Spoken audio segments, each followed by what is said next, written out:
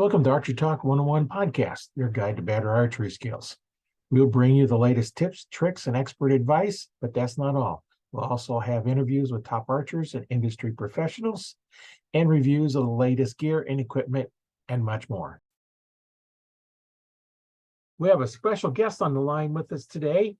Hi, my name is Rory Canterbury. I'm going to be hosting Archery Talk 101, and we have Todd Davis on the line with us, and we're going to find out his fantastic stories about his archery journey. And welcome to the show, Todd. Thanks, Roy. I appreciate you having me on. I appreciate that. Well, introduce yourself. Let us know something about you and what's going on in your world. Thanks. My name is Todd Davis. I'm an outdoor writer and content creator, also the owner of Davis Outdoor Adventures, based out of North Texas. I've been in archery now a little over 30 years. Got the bug from my dad, so that's a whole nother story. But anyway, I do appreciate you having me on. Yeah, it's a lot of fun talking to people all over the world, and you're going to have some interesting stories about what you do and archery. So I know you said your dad was into outdoors and archery. So why is it that you got started with it? I don't, my dad was my hero. So everything he did, I wanted to do. And he loved the outdoors. Him and his two cousins, they were into everything from dove hunting to reloading to bow fishing. And he had an old Browning recurve bow with a little Zebco reel on it. And they would go down to Grand Lake there in Oklahoma. And when they would shut the dam, all the fish would kind of get stranded downstream, and they would walk down there and shoot carp and catfish and whatever was legal to shoot. And so anyway, he worked nights. So a lot of times during the day, we lived in a small farm out in northeast Oklahoma, and I snagged his bow while he was gone, and I had no idea what I was doing. So I took his arrows that were, tipped with an arrow that you would use for bow fishing. And I went out hunting birds, and I had no idea that I lost so many of his arrows. By the time the day was over, I think I had one arrow left. And anyway, they were stuck in various trees. And so I got in big trouble over that. So he decided that maybe he should probably teach me what to do and what not to do before I lost all of his arrows. But that's how I got started with it. But it was a lot of fun. He got me into almost everything that I do outdoors. Dove hunting. I started out as the bird dog. I had to go get the birds, and you learn about safety and hunting in general, and then you also learn about all the stories that they tell, and you kind of side on your dad because you know how the story really went. But anyway, we did that with my two uncles, and we just grew up with that. And I write a lot about those stories on my webpage, Davis Outdoor Adventures. I kind of changed the name to, Clem Kardashian on a play on the name there. But anyway, I write about that, and it's a lot of fun that we had back then. And, that got me launched in the career that I'm in now, actually. Yeah, that sounds like a real nice environment to grow up in with all that. I know that, you have to start off with being the bird dog and stuff like that. And I can remember, going out with my cousin, and, you start off with that, you're there, and then you take your little brother along, and they're the bird dog because you don't know how they deal. And I know when I took my son out the first time pheasant hunting, I knew he'd had all the training that, we really need to have. And I told him, there's three things I'm going to ask you. You fail any one of them one time, and you're unloading the gun, and you're done for the day. And one would be, okay, is your safety on? And I would check. If that safety was not on, he's unloading and done for the day. And then ask you, okay, where's everybody in your party?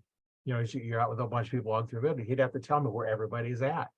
And the third question is, where would you expect somebody to all of a sudden pop up in front of you? So you had to point out all the places that somebody, you know, like those tree lines, all of a sudden they could be pop out there over the top of a hill. He'd have to point out all those places he'd expect somebody to just all of a sudden be there. And Right. he had to point all those out. And you know what? He never failed. So I never had to have him unload his gun because they're always careful of that. And I remember one time he said he went out with some friends and they were walking around and none of them had their safeties on. He says, that I just stayed way back. I never with them, never go with them again. Yeah. And you know, it's not safe. And you know, hunting is a safe sport if you pay attention to safety. You know, Exactly right. whether it's firearm or archery. You know, more archers get hurt by falling out of the tree stand than they do from being shot by a bow.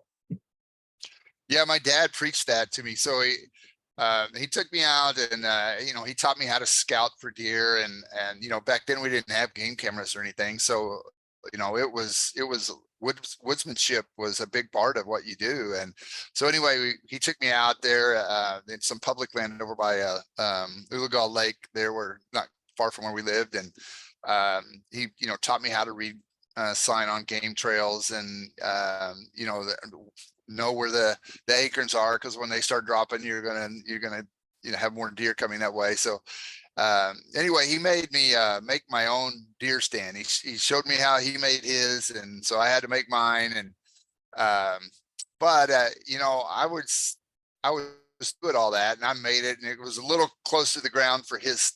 You know, it was maybe only 10 feet off the ground, but you know, I didn't really know what I was doing as much as he did. But so anyway, I thought it was a great stand, and we got out there, and he's like, that limb that's coming out there beside your stand, what you gonna do with that? And I thought, that's when I would hang my stuff. And he's like, well, how are you gonna draw your bow back with that big limb hanging right there? And I got to look at him like, oh, I guess I'm going higher than I wanted to. So after that, Yeah. I went above the limb, you know, still could put my feet on it. But anyway, you know, you learn those things. And like you, you know, there were some things Dad he wanted you to learn the hard way. And that was just, you know, one of those things that every time I hang a stand now, that's, you know, I always think about that lesson I learned from Dad. Yeah, that's a thing. Just hanging stands can be a big problem why people fall out. I've seen stands where you're walking up the pegs and your head bumps into the bottom of the stand, and you have to climb around it to get into it. And it's like, how do you get in there safely without, you know, almost falling?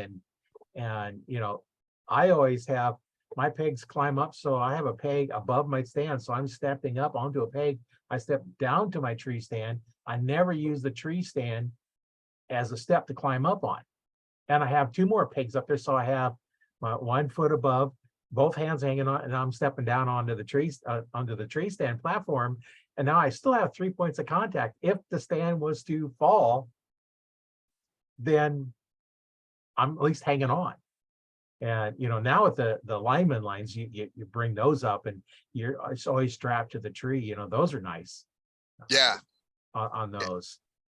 Yeah, I use that line all the time. If I'm on a hang on or climb on or whatever, I'm always strapped onto that. I had a cousin. He didn't actually fall, but he had a climbing stand, and it slid about 10 feet, and he held on. And he said that what I was worried about was I had my on a limb hanger, and it was the arrow and everything was already knocked, and I was worried about that arrow coming off and hit me, but it didn't. But he did have some serious road rash from hanging onto the tree for about 10 feet, but he was okay. He was a big guy. He's amazing he didn't go all the way to the ground, but he just had a little road rash there. But after that, he went out and bought one of those lifelines. He said, you know, I'm too old to break my leg. So, well, and when I set up my safety belt when I'm in a tree stand, I set it up so when I'm sitting on the seat, it's got a slight tug pulling me up. You know, so if I ever fell, I couldn't get my seat below the platform because it won't let me fall that far. And that way I don't have to worry about having all that sudden, you know, what's going to hurt you the most when you fall out of a safety device is that sudden stop, you know, when it hits, because they're not really elastic to slowly reduce your speed, all of a sudden you fall off the tree stand and it just drops down. Well, if you're standing up on a tree stand, you're only going down, maybe 2-3 feet before your safety belt is already tight. And, if depending on how long it is, sometimes as I'm standing up, it's got a slight tug down on me, so I don't have a lot of movement. I don't need a lot of movement because I'm on a platform that's, maybe 2 foot square. Right. It's not, so I don't have much movement anyway. And then, so you're not going to turn around and shoot the other direction. Is just, your safety belt's in the way and all kinds of stuff. So, you kind of set up, I can go a little bit because I'm right-handed. I can go a little bit further to the left, but shooting to the right. Yeah. I always make sure that I have no shots at all to my right because I can't get them anyway. Yeah, I kind of like my back cover on my right side because I know I'm not going very far that way, and I'm 6'5", so when I stand up, I need a lot of clearance, and I have a 32-inch draw length, so I need plenty of room to move around up there. But I still like you say, I'm trying to keep all my back cover on that side, and hopefully I don't get busted if I have to stand up. I shoot generally when I'm sitting down anymore, but there are some trees you just can't do that. You have to kind of stand up to get clearance. But Yeah. Well, I brought, for those watching, now our listeners on Audible, the podcast is also available on Spotify and Audible. You can listen to it for free there. You won't be able to see it, but I can share my screen because I brought up Davis Outdoor Adventures, and we can actually talk about your website here a little bit. So hopefully this is the right website. that's it. That's it. So kind of go over, kind of the stuff that you have here. It looks like you have featured hunters, Clem Kardashian, product Yeah. review, and contact. Yeah, it's kind of my working laboratory. So I guide. I used to guide a lot of hog hunts and turkey hunts in Texas, and I met some of the best people, and I wanted to to kind of like Mr. Swank right there on that picture. I kind of wanted to just write about their adventure that they had. I mean, we had guys that would come from as far as Vegas and Minnesota and places to come down to hog hunt. And, I had a really popular special that we ran that was either father, son, daughter, son, and father, or it didn't matter, whatever combination, as long as you brought a kid, we gave you a break. And we got a lot, like Mr. Swank, he homeschooled, and every summer they would take a break and just travel somewhere. And he would always try to find a local place to either hunt or fish. And so he looked me up, and they came down. We had a great time. And then the other thing too is just I got a following on Instagram and stuff, and it's really interesting to see the pictures of like the hog or the bear hunt right there. And you get to talking to guys and hunters or females, and they have an interesting story, but they're not necessarily a sponsored hunter like you would see on TV or something like that. Right. They don't have their own TV show or anything, but they might, half their gear may have been bought at Walmart and a pawn shop. You don't know, but they still have an interesting story. He went out he's from Montana, and he goes bear hunting. And he was telling me, something that we don't even think about in Texas is, we have a lot of places that don't have cell coverage, but up there you may be driving in a blizzard and there's no cell coverage. So there'll be every so many telephone poles will still have a landline, so if you get stuck, you're not going to freeze to death. But anyway, he was telling me about his story and how he drives as far as he can in his truck, unloads the snowmobile, drives as far as he can there, and then walks as far as he can to get back to where he wants to bear hunt. And he shot a really old bear. And he had mentioned a few things about that on Instagram. I thought that is the coolest thing, especially, coming from Texas where we don't have bear running around all over. But anyway, I got to know him, and I was like, man, I got to have your story. So it just turned out it was the most interesting thing. So featured hunter there on the webpage is really kind of getting off the ground, but it's more about just your average guys. It's not about hunters that are sponsored by 15 or 20 different big names and stuff. It's just your average guy that still has really interesting stories, still has the passion for hunting, and it's both bow hunting, rifle, just whatever type of hunting that you're into. You know, I'm not limiting it to just bow hunting, but anyway, that's starting to get a little traction there, and he got some interesting comments and stuff. So and then the other thing too is that he was telling me about how much fun him and his family had reading about it online. And to them, that particular hunt then lives on, you know, and he gets to share that with his family. And now he just recently had a baby girl, so he'll eventually be able to show her online about the hunt and stuff. And then I do product reviews that are kind of products that are just trying to get off the ground. They don't have a lot of traction yet. Sling Hook is actually from a company called Talarak out of Alaska, and she found me on LinkedIn. And what that does is that attaches to your backpack. So if you're gonna if you have a sling on your bow or a sling on your rifle, and you know how it will slip off because your nylon backpack strap is slick and then your sling is slick, so that has a little hook on it and it keeps from sliding off your shoulder.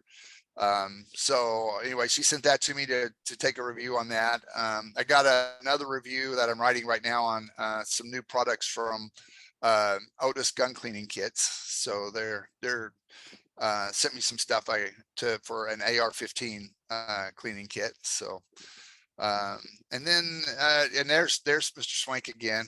He was kind enough to be my model. His boys were there and they were just cracking up at his lack of hair being a model, you know. But he's a great guy. They had the most fun. They took full advantage of their time out in it was the lease out in only Texas, and they shot 3 or 4 pigs, and he brought coolers. He wanted small pigs because he's going to take them back and smoke the whole hog.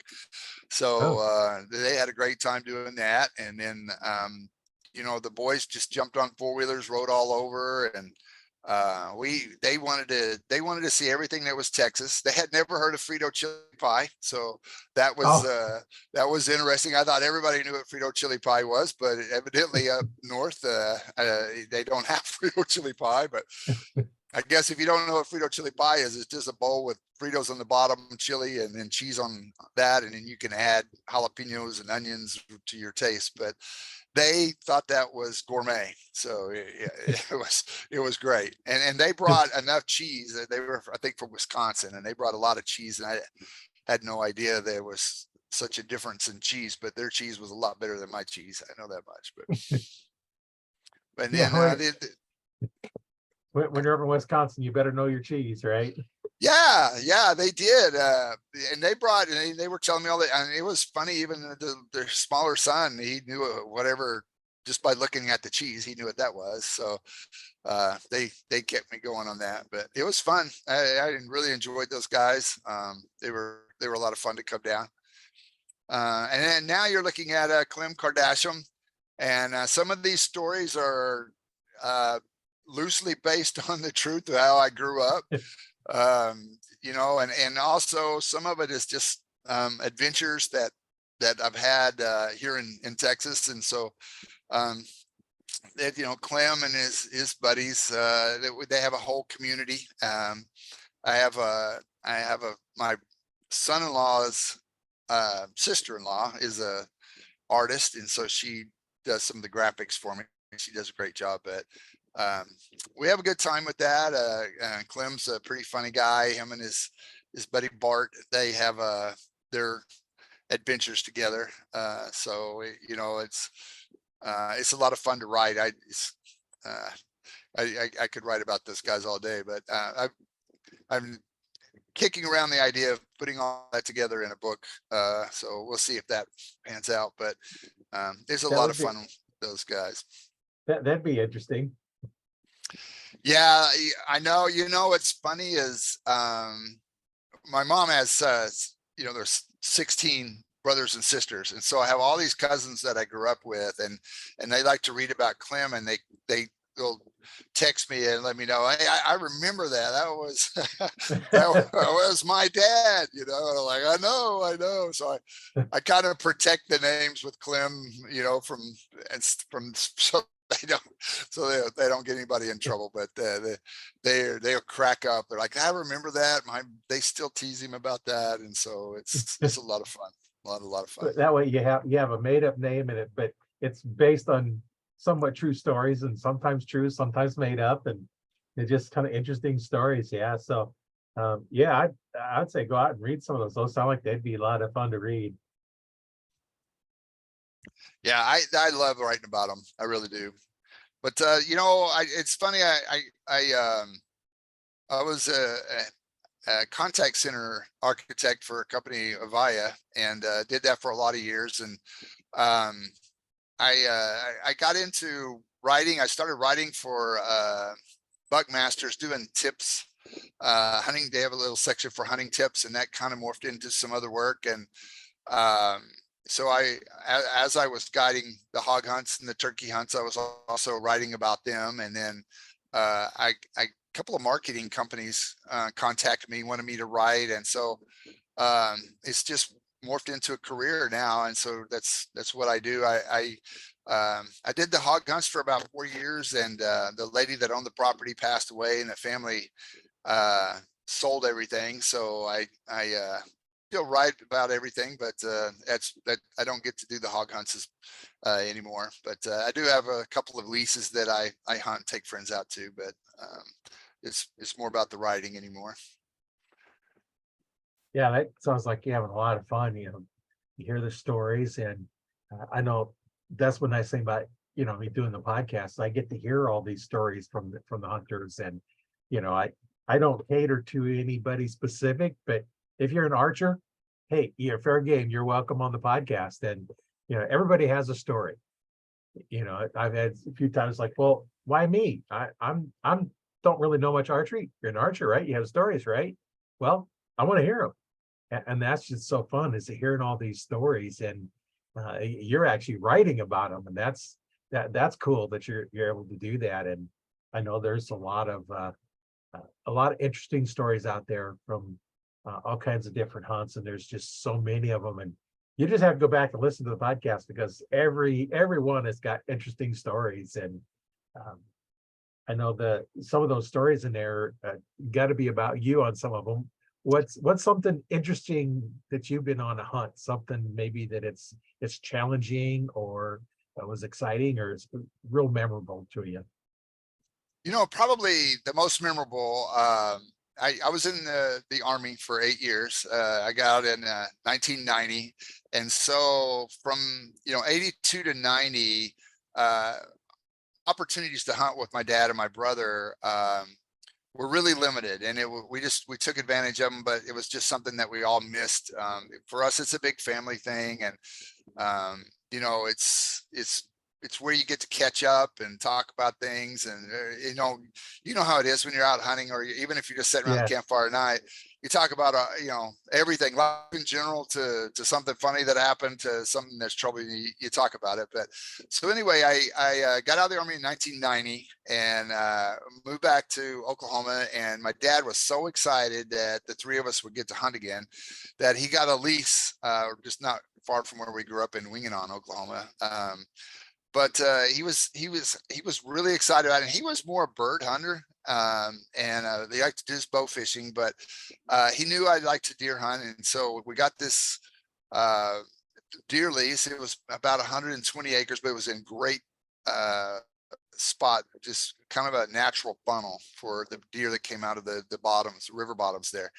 And so anyway, I was like, Dad, well, it's gonna cost us a little bit to get started here. There's nothing here. And he goes, and my dad is a welder. So he had a steel pile out there, and we started building stands. And if you know anything about my dad, Fred, you know, one thing, anything he builds weighs 400 times more than it should. So it took all three of us to get that deer stand up there, but it was solid. I mean, it wouldn't move, but you know, oh my gosh, that thing, I still have it, but I hate to use it because I just hanging that thing, it takes the act of God. But so anyway, I did my scouting, and I found this giant oak tree, and there were a lot of oak trees, and it kind of came around the backside of a pond dam.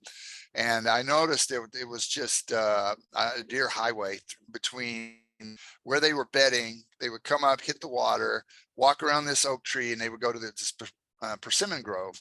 And so I set the stand up there. And so anyway, Dad dropped me off, and it was opening morning there in Oklahoma, and I got all situated, and I didn't really know what to expect for that morning, but sure enough, 2 bucks came through. One was a little basket rack, and the other one was a little bigger basket rack. So the way they walked, there was a raccoon down on the water, and they did not like the raccoon, so they gave him a wide berth, and I was afraid it was going to take him off the trail.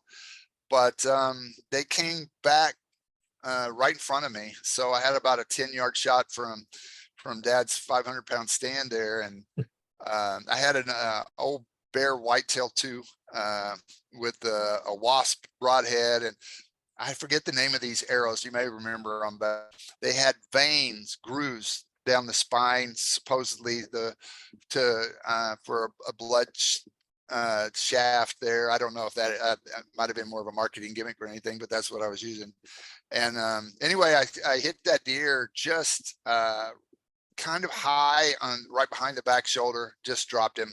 But he was so close to me, and I was so high. It was my first archery shot. So how I actually hit the deer, I don't know. My pin was all over the place, but I got him down, and he took about 4 steps, just kind of collapsed there.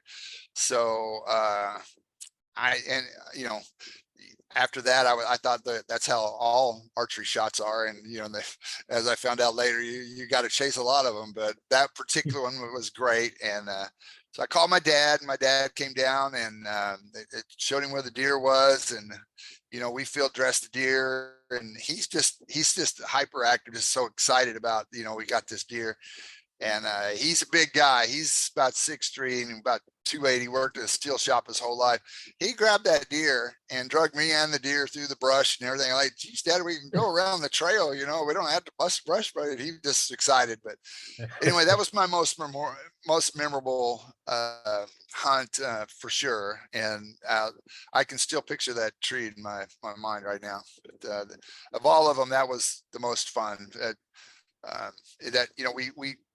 I think really we had as much fun figuring out how the deer were traveling and where to put the deer stand, and figuring out the lay of the land there. And we found out later that when those persimmons are gone, they take a whole different path to get where they're going to go. But it was really a lot of fun to figure all that out. Yeah, it's always challenging when you start out not knowing what to do. I know when I first started, I've told this several times before, but if I see deer prints in the dirt, it was a good day. At least I knew there was deer in the area. Yeah. I hadn't seen anything. And then finally you go long enough, and then it's like, oh, there's one running in this field, 300 yards away, while we're driving in or driving out. It's like, oh, good day. I got to see it here. And then you get down to you get a better place, what to do, where to look for them. And then you expect to see them from your tree stand, and may not get shots all the time, but you expect to see them more often because you figured out where they're at, how to hunt them. And, of course, as the years go along, the population is growing, and there's more deer out there to see. And, when I first started there, here in Nebraska, you only had 2 tags. That was it. 2 deer is the max you could get in any one year. And wow. Yeah, 2 is all you could get. And then they started to add a few more. So, archery tag was always either sex, muzzleloader is either sex, but your rifle Sometimes they were antlerless only. Mm. And then you could pay, you get a buck only tag. But a lot of them were buck only tags because they're trying to grow the herd. Well, now the herd's grown so big, there's times now they have season choice tags, which one tag is good for some, one or two deer, depending on which one they're going with. But for whatever season, for archery during archery season, rifle season, muzzleloader during muzzleloader season. Now here in Nebraska, the month of December is both muzzleloader and archery. Because archery Oh, starts wow. September 1st and it ends December 31st. It now goes through rifle season. But we have to wear orange during the firearm season. Oh, got you. Because people out there with high-powered rifles, and we need to be seen.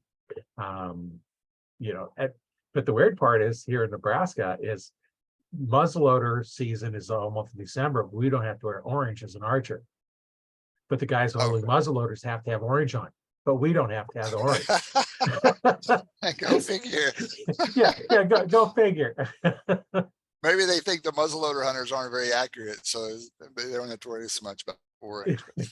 Yeah, I just thought that was kind of interesting that during that time you're out there, but it's December and here in Nebraska, December you could have some really, really cold days.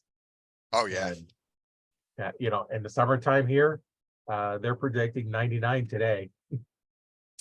Yeah, we're in a big hot spell here. It's supposed to be 102 today, and then 106 over the weekend. It's hot all the way up. I've seen the big high pressure thing goes way up north. So Yeah, and it's been. Yesterday was so humid. I was out when it was like 70 degrees, and I'm moving some wood chips I got from the tree trimmers out of my garden, and I only do about two wagon loads because it's just too much work. And I just soaked my clothes and come and changed them. And I'm just sitting there working on changing the carburetor on one of our mowers. I'm not doing anything except basically sitting here and I'm soaking my clothes. That's how humid it was. And it wasn't hot yet. It was, comfortable temperature.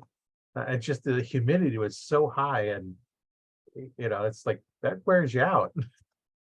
yeah, I'm really lucky. I have several blocks and 3D targets that I shoot at, and I enjoy doing that. But the only place really on my place is I have about 3 acres here. Is I always have to face the west because I have a few neighbors, and so that gets pretty warm in the afternoon to do that. But the local archery shop just relocated, and they're like 3 miles from my house now. So I Cool. joined that right away, and I can go up and shoot in the cool weather as a knock at archery over there for Decatur. But I really enjoy shooting in the air conditioning when I can, but it's more fun. I have a little deer stand out there and I shoot out of that. So just to kind of practice more realistically, but when it's 106, it's time to go to knock it, shoot there. And not time to be outside hunting or shooting your bow or being outside doing much of anything with that kind of temperature. Yeah. Or at least not for very long anyway. Yeah, no, exactly. I have a buddy, me and Jeremy Leger, we've hunted together now, I think since we tried to figure it out the other day. Nearest we can tell is 2003. And he recently defected to Matthews. I've been shooting a Hoyt for a long time, but I watching him shoot with his Matthews, I'm kind of looking at that. But anyway, we both shot Hoyt for 15 or 20 years. But anyway, he's got a cell camera and he keeps sending me pictures of. He's got like 3 or 4 nice deer that are showing up, and he's laughing at mine because about all I have right now is a couple of spikes, but I keep saying, well, they're in velvet, so you never know what it's going to be, but they're definitely going to be a spike. That's for sure. But we built a stand. He built it, built the frame, and then we did the rest of it out at the deer lease. But it's the funniest stand. It's only about 6 inches off the ground. He built it as an octagon, and it works out great because we have 2 windows to shoot out of for archery. And I don't know how many deer have been shot out of that thing, but he bought, yeah, if you're ever at Lowe's or Home Depot, they have that section where they sell paint that somebody forgot to come back and get.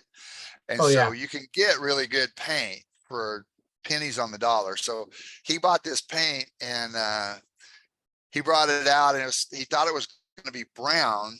And so we painted it, and it was a little bit pink. And I was teasing him about having a pink stand. And after about 2 weeks in the sun, it turned real pink. And so Oh, we chastened it then. That was the Pink Palace. And his wife, she had a sign made up, and then we put that on the side of it. It was the Pink Palace. But we shot a lot of deer out of the Pink Palace. I said, if you tell anybody you're going to the Pink Palace this weekend, you're probably going to have to elaborate a little bit. Know that you're really going deer hunting. So. yeah, that could be fun though. Yeah, it's a great stand though, but it was pink, as pink as it could be. But Yeah, I went to the Pink Palace and I brought a deer home. that brought a deer. Oh, yeah. So he's an engineer, and he can never just buy anything off the shelf without tweaking it. So he he bought a welder, and he built this, we call it the Hawk. It must hold 2,000 pounds of corn. And this thing is humongous. And just instead of buying a normal spinner like you would a little 12-volt battery and spring, Yeah. he wanted it to only go in one direction. So he built a pin around this thing, kind of built in a rectangle, and put the Hulk at one end, and then bought a spinner that you would use for catfish feeders, because they only shoot in one direction out across the water. And so it shoots one direction, but he souped this thing up, and when it goes off, it sounds like a Gatling gun. And then he's got a piece of tin at the other end, because it throws so much corn that it bangs off the tin. You're sitting there, and get there in the dark, and it's nice and dark, and then the sun comes up, and when that thing goes off, it is so loud, it will scare you, because it's nice and quiet, and all of a sudden this thing goes off like an A-10 Warthog in Afghanistan or something. But yeah, it's nice and cold, but it will wake you up first thing in the morning, that's for sure. Yeah, you think it'd chase all the deer out of the area, but they probably get used to that sound, and it's like, okay, dinner time. Dinner bell. Exactly right. You're exactly right. But I had a buddy that swore up and down he was going to record the feeder going off and play that. If there's no deer around, if it's quiet that morning, he'll play it again, instead of, because they have a remote control, you can just spin it again if you want to, but then you're just throwing more corn out there. But he said, I'm just going to play the recording. They'll hear the recording come out. So I guess we need to talk to Fox Pro and have them add that as a sound on their squealer. Yeah, that would be. But it wouldn't work if you didn't have that there that's providing feed out there for them. So yeah. Where I'm at, my deer lease is over near on the other side of Bowie, Texas, and it is just so dry. Food plots are really hard if you're not going to have a way to water there. So if you're lucky enough to be around a large body of water, or a dry weather creek, then you could plant along that. But otherwise, it's pretty hard to get anything to stay at where we're at. So we run the corn feeders and protein, and the protein really helps the not just the bucks, but all the deer during the summer, because everything burns up this time of year right now. They're not moving very far. They're close to water and close to food, and they just kind of stay there. But it does help, really does help. Yeah, because they need water, and if you don't have water for them, they're going to find water somewhere and stay there. It's, like you said, in Texas, the growing season isn't during the summer like it is up here. Yeah, Yeah. here we've got all kinds of stuff. The grasses are growing, the beans are coming up, the corn's up. They have all the food they want now. Yeah, if you're the opposite though, you don't have food there naturally. Yeah, Yeah, last year was especially tough because of the drought where we're at. There were a lot of farmers didn't even plant wheat. They just let the field go because they couldn't. The yield that they would get was for the fuel and everything that they were going to have to pay. It just wasn't worth it. So they didn't even plant wheat. So if you didn't have a corn feeder around, it was the deer were their patterns changed quite a bit because they moved to where they could get food. right. So that was pretty tough last year. But this year the grain prices are up, so there are more guys saying they're going to plant more wheat. I have a wheat field about a mile away, and I'm kind of between the wheat field and the bedding areas. So they'll come by, and I have a pond there, and they'll kind of hit the pond and hit the corn feeder on their way to the wheat. And of course, hogs come through there pretty quick. Where we're at, the rancher makes you build put hog panels around. So Texas A&M did a study, and they came out and said, you need a minimum of 6 hog panels for a feeder to keep the hogs away. But the feeder will still throw corn past that, so they'll come through and vacuum it up every once in a while. But hogs, for archery in Texas, that is a great warm up. It's for setting up in a tree and just you get an opportunity to do a little scouting and see what deer are coming through. And this time of year, of course, they're coming in really late, and they usually you don't see much in the mornings. But those hogs will come through, and it's just really good practice. And then if you can get him field dressed quick enough, it's still pretty good table fare as well. Yeah, if you have to track them in that heat very long. No, Yeah.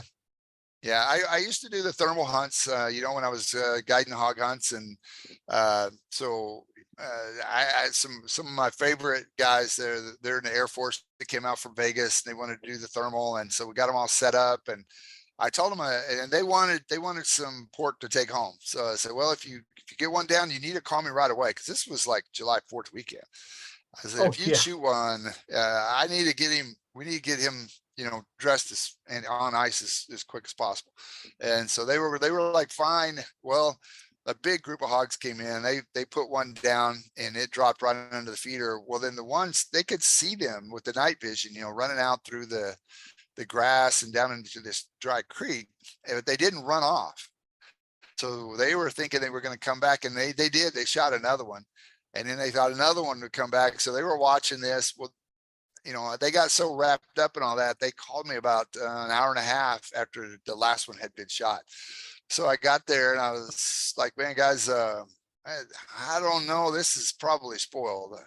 We might be better off just to drag this down, slice it open, and we'll shoot whatever coyotes come in. And they wanted to eat it. So we took it back, and we hung that up, and we started peeling the skin off that, and the meat was just a bright yellow. And he was like, is the meat supposed to be that color? I'm like, no. And his son, I thought, was going to throw up. He was helping me pull that skin off. It smelled bad. So that ended up being put on our coyote pile out there. So it had already spoiled. At that time of night here, it's still in the 90s. So. Yeah, I know. I've shot some up here, and in the morning time, it's easier to find them, but you don't have much time to get to them and get them cleaned. Early season, September, we can still have pretty hot days. Yeah. And you shoot them in the evening. A lot of times it cools off, so they're okay in the evening when you get later in the season. But early season, if you can't find them right away, they're going to be spoiled by the time you get to them. Mm-hmm. It's not quite as bad as down in Texas, because you're a little hotter normally during the hunting season than we are, but it's still we got to where one of those things that you got to be thinking of. Yeah, we got to where if we could get to them quick enough, we would at least try to just strap them out and take the back straps Cause a lot of times by the time you got it back, it would be too late. But if you get the back sharks out, throw them in an ice chest, be all right. We used to, if the guys wanted to, some of the guys wanted to take it home, but, and, just depending on how many guys were in camp that day, but we would, take those back straps off, clean them up, and, we would toss them in a crock pot, throw Dr. Pepper on them, and then come back that evening, and then we'd have pulled pork sandwiches. It was really good, about as fresh as it got. Yeah. That's probably the best deer I had was I was out hunting and I shot one, got him home, I cleaned it, pulled out the tenderloins and fired up the grill and stuck them right on the grill. And then I'm out there, I've got and I got my fork and my knife in my hand. And because they always taper, get smaller, so the ends get done first. So I put my fork in it, cut off a piece, eat it, cut off the other piece on each one, and I'm just working my way as it's cooking in. I'm eating it as it's cooking. It hadn't been dead for 12 hours hardly yet, and I'm already eating it. It's like, oh man, that was really good meat that way. Yeah, that's definitely filled the table there. Yeah. Well, we Yeah. had a good time with the hog hunting out there, and then we did some turkey hunting as well, and always had a good group of guys, and never ever had any issues. So it was a lot of fun. And my friend Jeremy, myself, and Kevin Kelly, we were more bow hunters than anything. It gets late in the season, you fill the freezer, we would do that, but we usually had a target buck we were after. And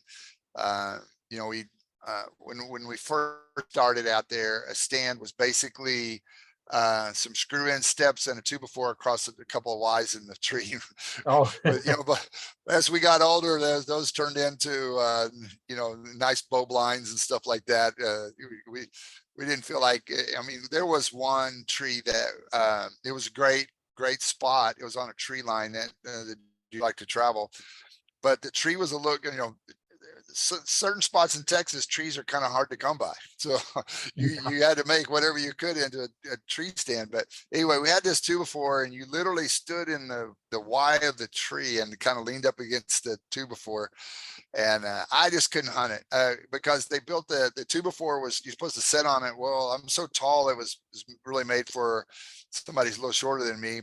But the other thing is, when the wind came, that tree would just sway back and forth. And I was always thinking, I have no idea how I'm going to keep my pin on anything swaying back and forth like this. So if it was a windy day, that was not a great place. But by the time we left, we had really nice stands set up everywhere. But I remember one time I was in a tree. It was probably 6 or 8 inch diameter tree, and the tree stand was up in there, and we're up 15 feet or something like that. And in the morning it's not too windy, but then wind will pick up.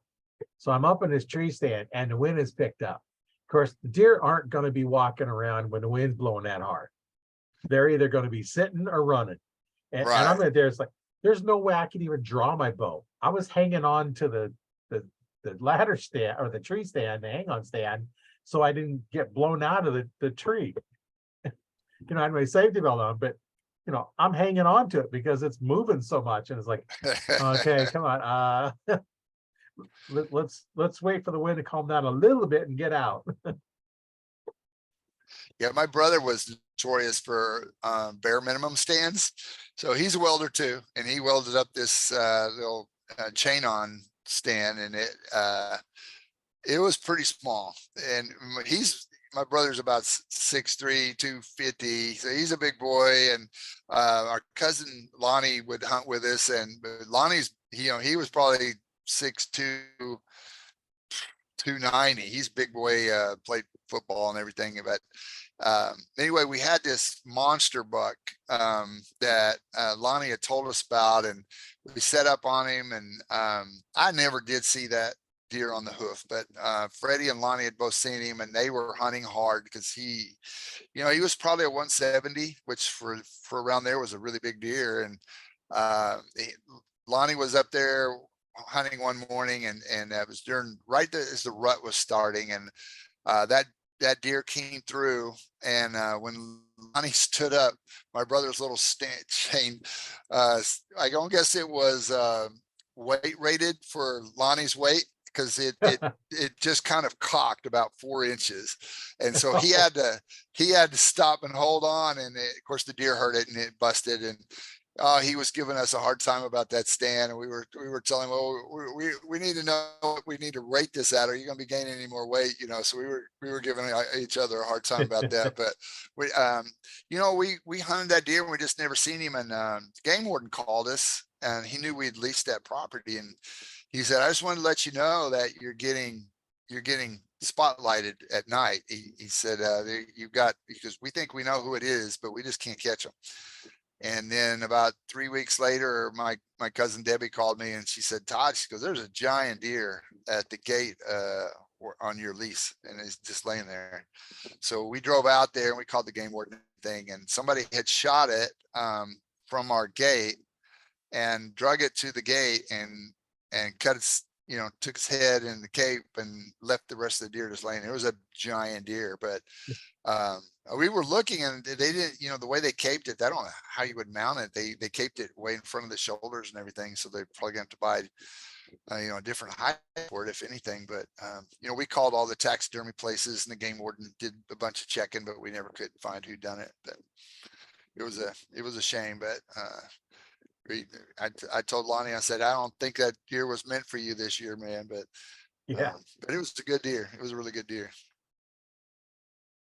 Yeah, it's kind of bad when you get somebody do that, because it, not only that, but they're poaching the deer, but it gives the hunters a bad name. Let's come in here and they just shot it and took the head and left the rest of it sitting there. And somebody that really doesn't know what's going on goes by and see this deer laying on side the road with the head missing. Figure, oh well, that's what hunters do, but that's not what hunters do. No.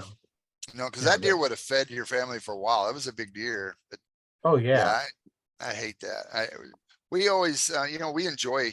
My whole family enjoys,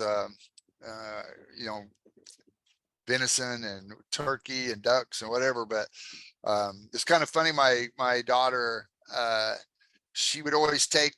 She always wanted the. Cause I cut the backtrack up and we make this like filet mignon. We bacon wrap it, smash peppercorn on the top of it, and all that's really good. And so that's what she wanted. But now she's got 4 sons, and she wants anything. Hamburger, chili grind, it don't matter. She wants it all. As those boys, they eat. She's always telling me how much they eat. But and last year, my oldest grandson shot 2 does, so they got to fill their freezer up, and she was pretty happy about that. So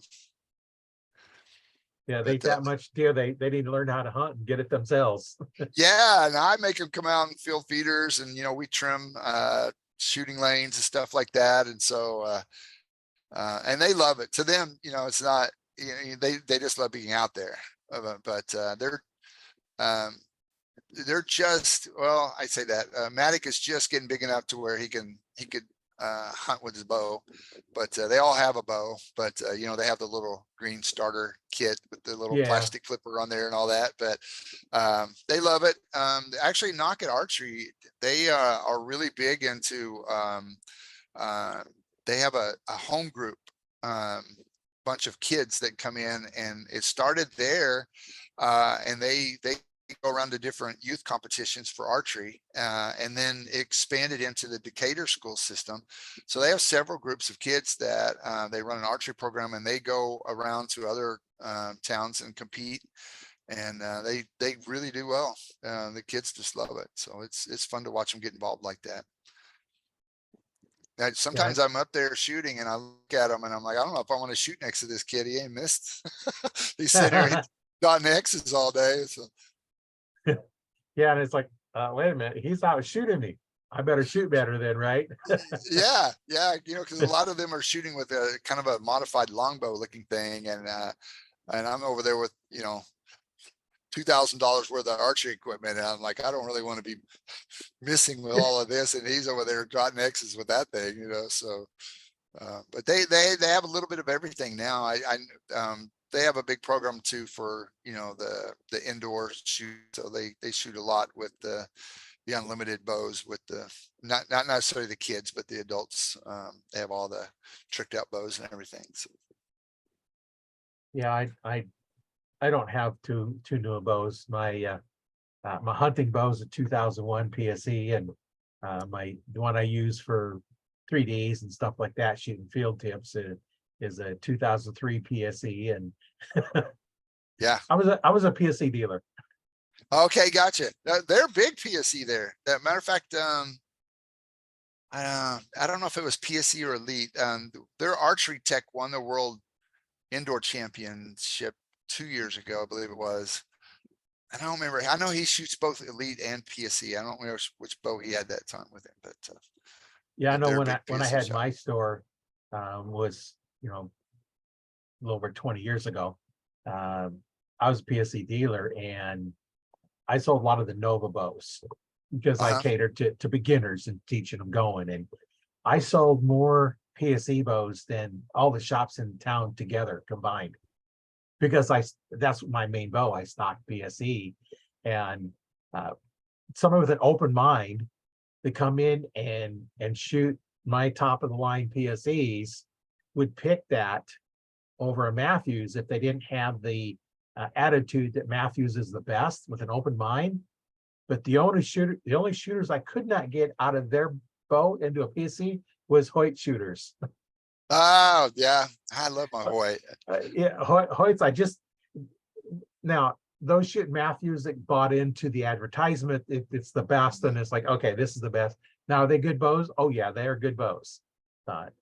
I had one before I be PSE, before I was a PSE dealer, had a Matthews Q2. And when I bought the store and become a dealer, I'm going down to Tucson to go to the dealer school for a week to learn how to, work on bows, make strings, make cables. Back then is when we made steel cables. Oh wow. Now, if you have a bow that's steel cable and it breaks, forget it. To find somebody that's going to make you a cable is tough, because there's not many bow techs out there now, unless you get somebody like me that's been around since the 60s and worked on those kind of bows.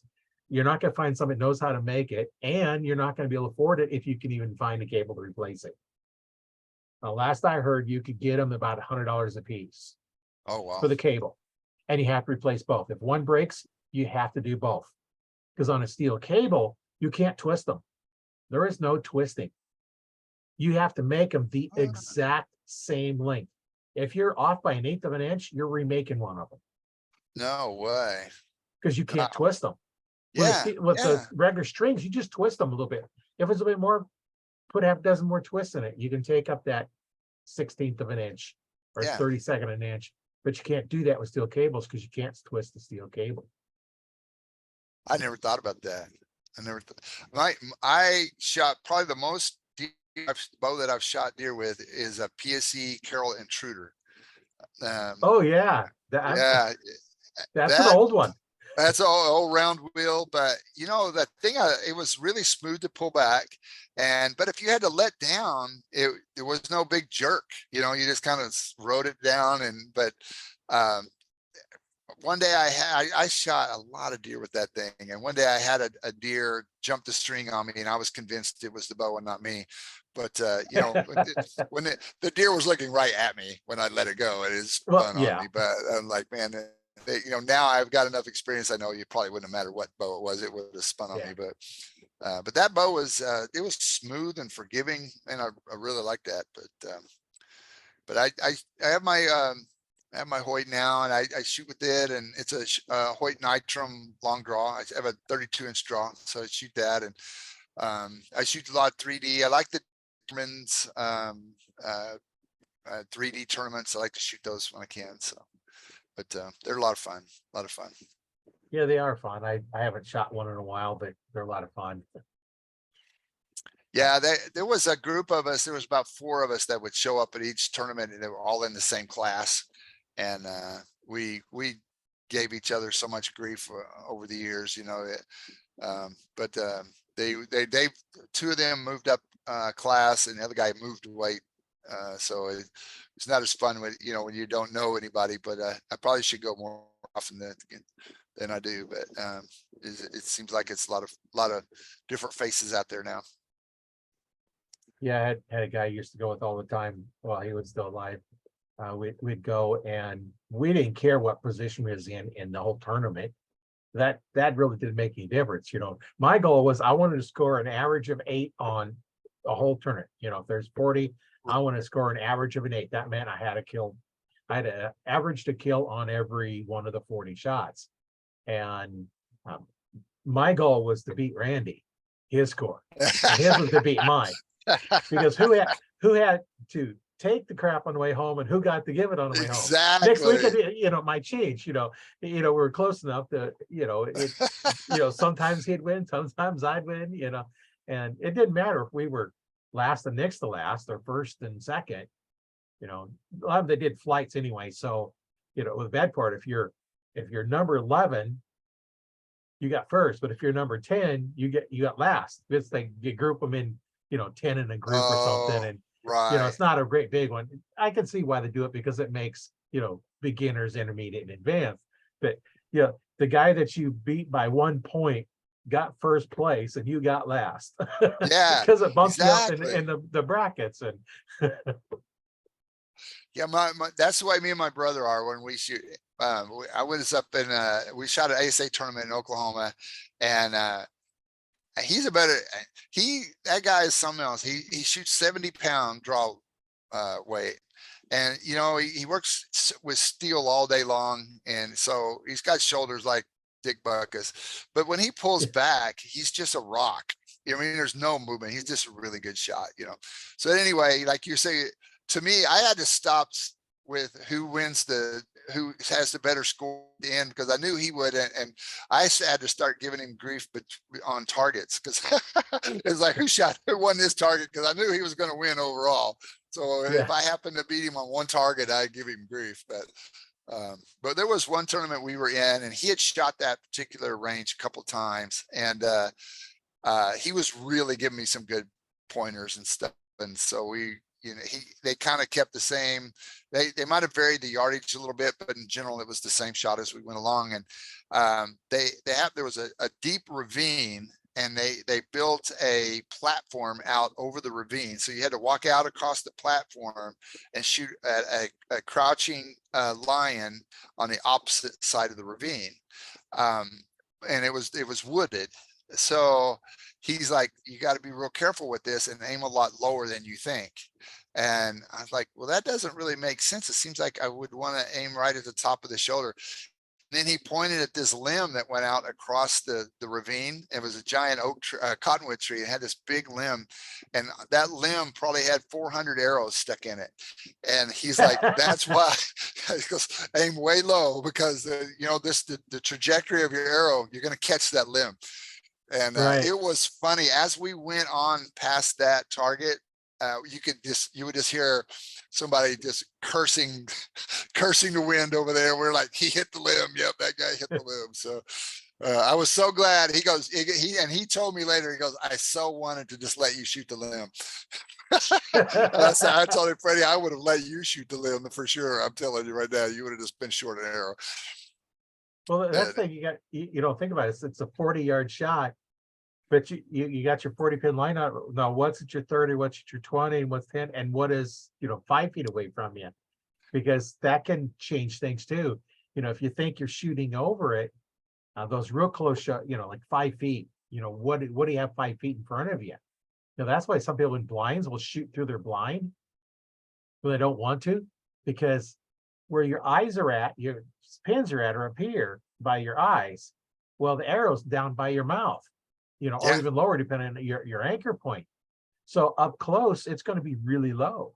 And I had one time I was at a tournament, and it was on a platform like you're talking about, but they had a gator about 5 feet away. Now you're up probably, I don't know, probably 10, 12 steps. So you're up, 7, 8 feet, 10 feet. I forget how far he was now. It wasn't really high, but it was almost a 45-degree angle.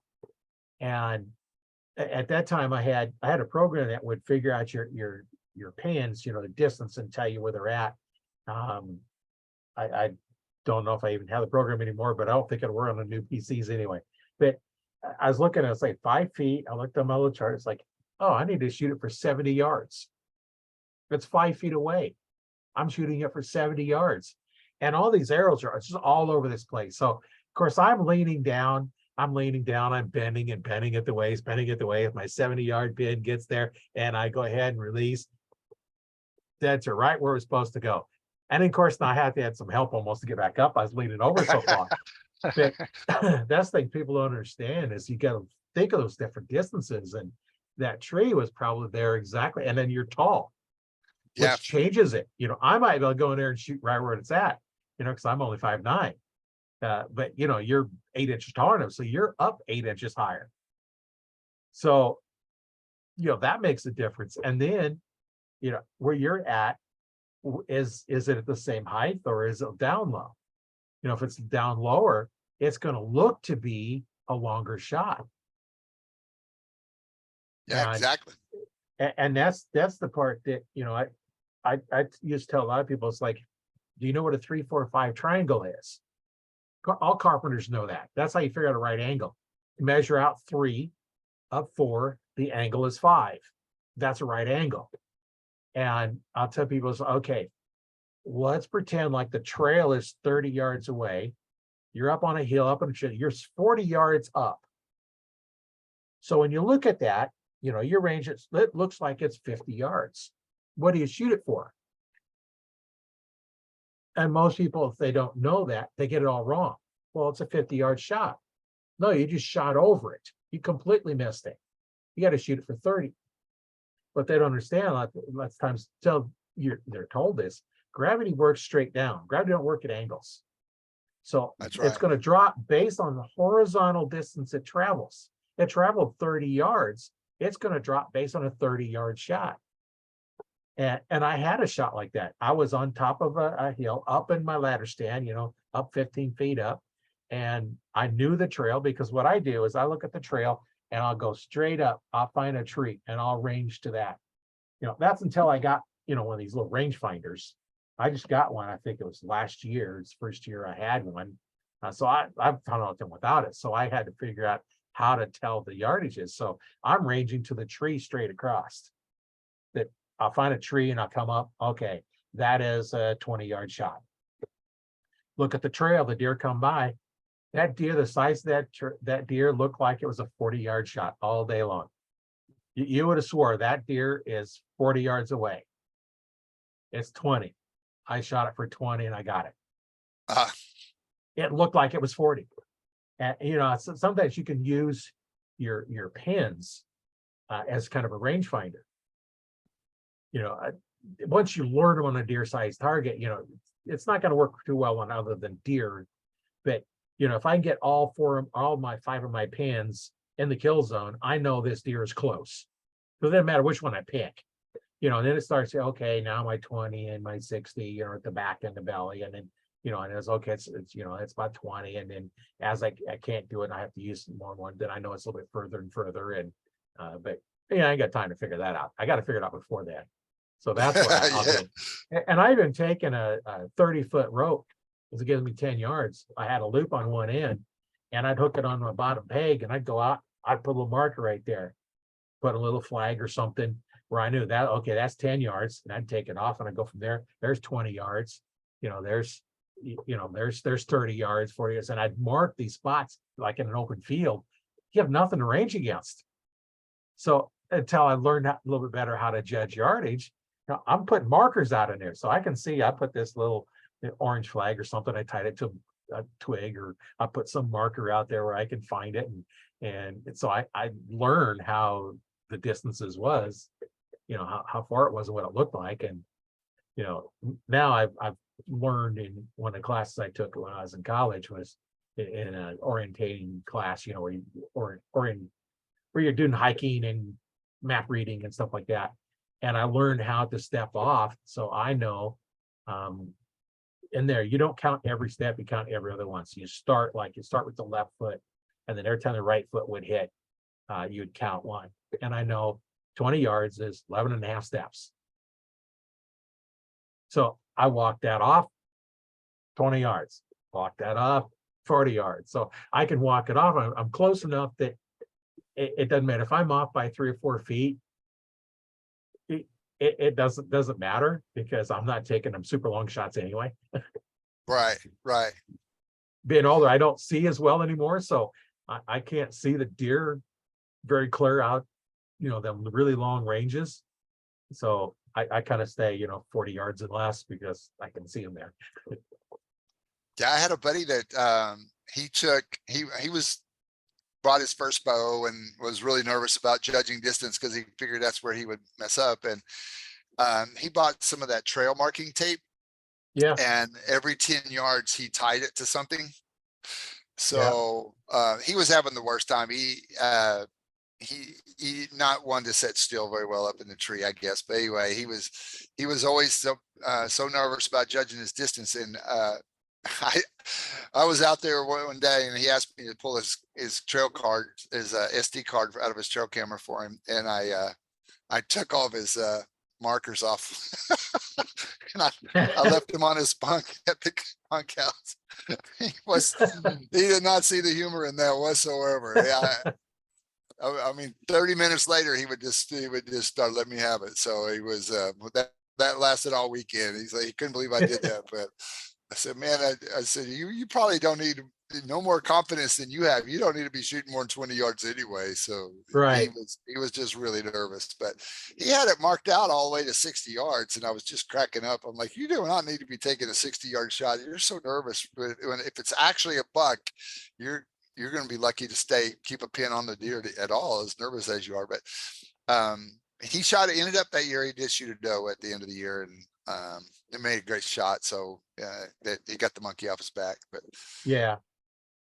No, that's why I tell a lot of new archers or new hunters, period, whether it's deer hunting with a rifle and a bow, whatever your weapon is. Yeah, the first deer that comes by, shoot it. Don't worry about what it is. Shoot it. Now, after that, let's talk about not shooting fawns. yeah, If a fawn comes by, it's the only one there, and you want to shoot the fawn, go right ahead. But after that, let's talk about letting the fawns walk and shooting the does. And early season, if a doe comes by with a fawn, I let them both pass. right. I had actually had one time the doe come walking in with a fawn. The fawn bedded down about 15 yards from my tree. The doe goes walking off. And the fawn just sat there. And I'm just watching it. It's like, now, if another doe would have come through from the same direction they come from, I'd have shot that one. But later on, that doe come back, and then the doe and the fawn come walking off. Really? That's Yeah. funny. Yeah, it's like I could have shot it many times, but it's not my first deer. I was going to shoot the fawn. When you first start out, it's like I could never figure out to tell whether, because up here, by the time archery season starts, spots are gone, so you can't really tell. You can see the spots, then it's a fawn up here, because the only spots are fawns up here. They don't have deer up here. They have spots all the time. So finally, on one of those hunting shows, most of the hunting shows, they just show you hunting. They don't teach you anything. And one of the hunting shows, I actually made a mistake one time and taught something on how to tell if it's adult or a fawn. And you look at the nose to the back of the head and where are the eyes. If the eyes are closer to the nose than the back of the head, it's a fawn. If the eyes are in the middle, if you look at the deer that you have back there, the distance between the eyes and the back of the head is shorter than the eyes of the nose. Those are adults. I did not know that. Now I can tell. I just look at the head and see where the eyes are in relationship. Because as they're born, the eyes and nose is shorter, and they get older and older. So by the time they're a year and a half old, the nose is longer than the eyes at the back of the head. And that makes sense. One of those hunting shows made a mistake and actually and now when I look at them, it's like, this guy is shooting way too much draw weight, way too much movement. I don't know how you're ever getting shot on these deer, because they'll draw back and they'll just arch their back way back and pull it across their chest and then raise it up. Like, that's too much weight. Oh yeah. Improper draw technique, which means you can't pull as much weight. You're working because now you're using your arm muscles to draw it. And it's like, if they would just come up, use the back muscles and pull it. And I always taught all my students, if you can't draw it back slowly, like a deer's watching you, it's too much weight. Crank it down. Yeah. And you can build up to, if you want to shoot more weight. My first bow was 52 pounds, and that's all I could shoot for a long time. And I'm cranking it up, and I'm working. I can't get it anymore. And finally, I get it up to 62 pounds. And I was like going and going. And then I got a little bit over that. And then I was able to go clear up 70. But it took a long time, a lot of shooting to even get to 60 pounds from 52, because I didn't have my archer muscle and I wasn't drawing it correctly anyway. Because that was before I learned how to do it correctly. So I'm doing it wrong to start with. I'm not using my strong muscles on my back. I'm using my weaker arm muscles, and it took me a long time to get there.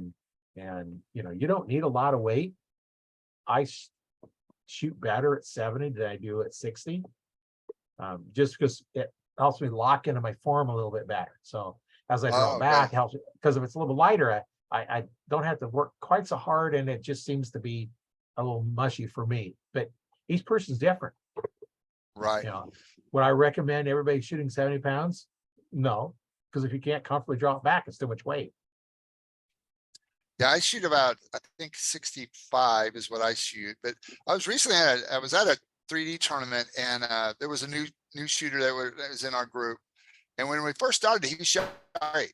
He was scoring right there with the best of us. But as we got further along, it was like you said, he's aiming at the Empire State Building and trying to pull this thing back, and he's all arms, and he was really struggling. And I told him, I said, man, he told me that he hadn't been shooting that long, and it was a new bow for that year. And I was like, you really should just pull back on your or dial back on your draw weight, because we're shooting 16 targets here. By the time we get to 8, you can't pull back anymore. So, and until you get your back muscles strengthened up, just pull back.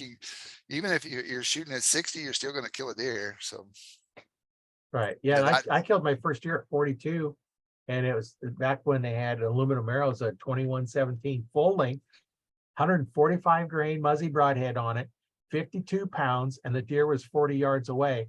And when I shot, that deer turned around, and I think all but the fletching had gone through that deer. I had a heavy arrow, because the 2117s were heavy arrows, and then a big heavy tip on it. So a lot of weight behind there. Now I shoot 100 grain Muzzy, and I don't have near as heavy of arrow because I'm shooting carbon arrows. But my hunting arrows are a little over 400 grains.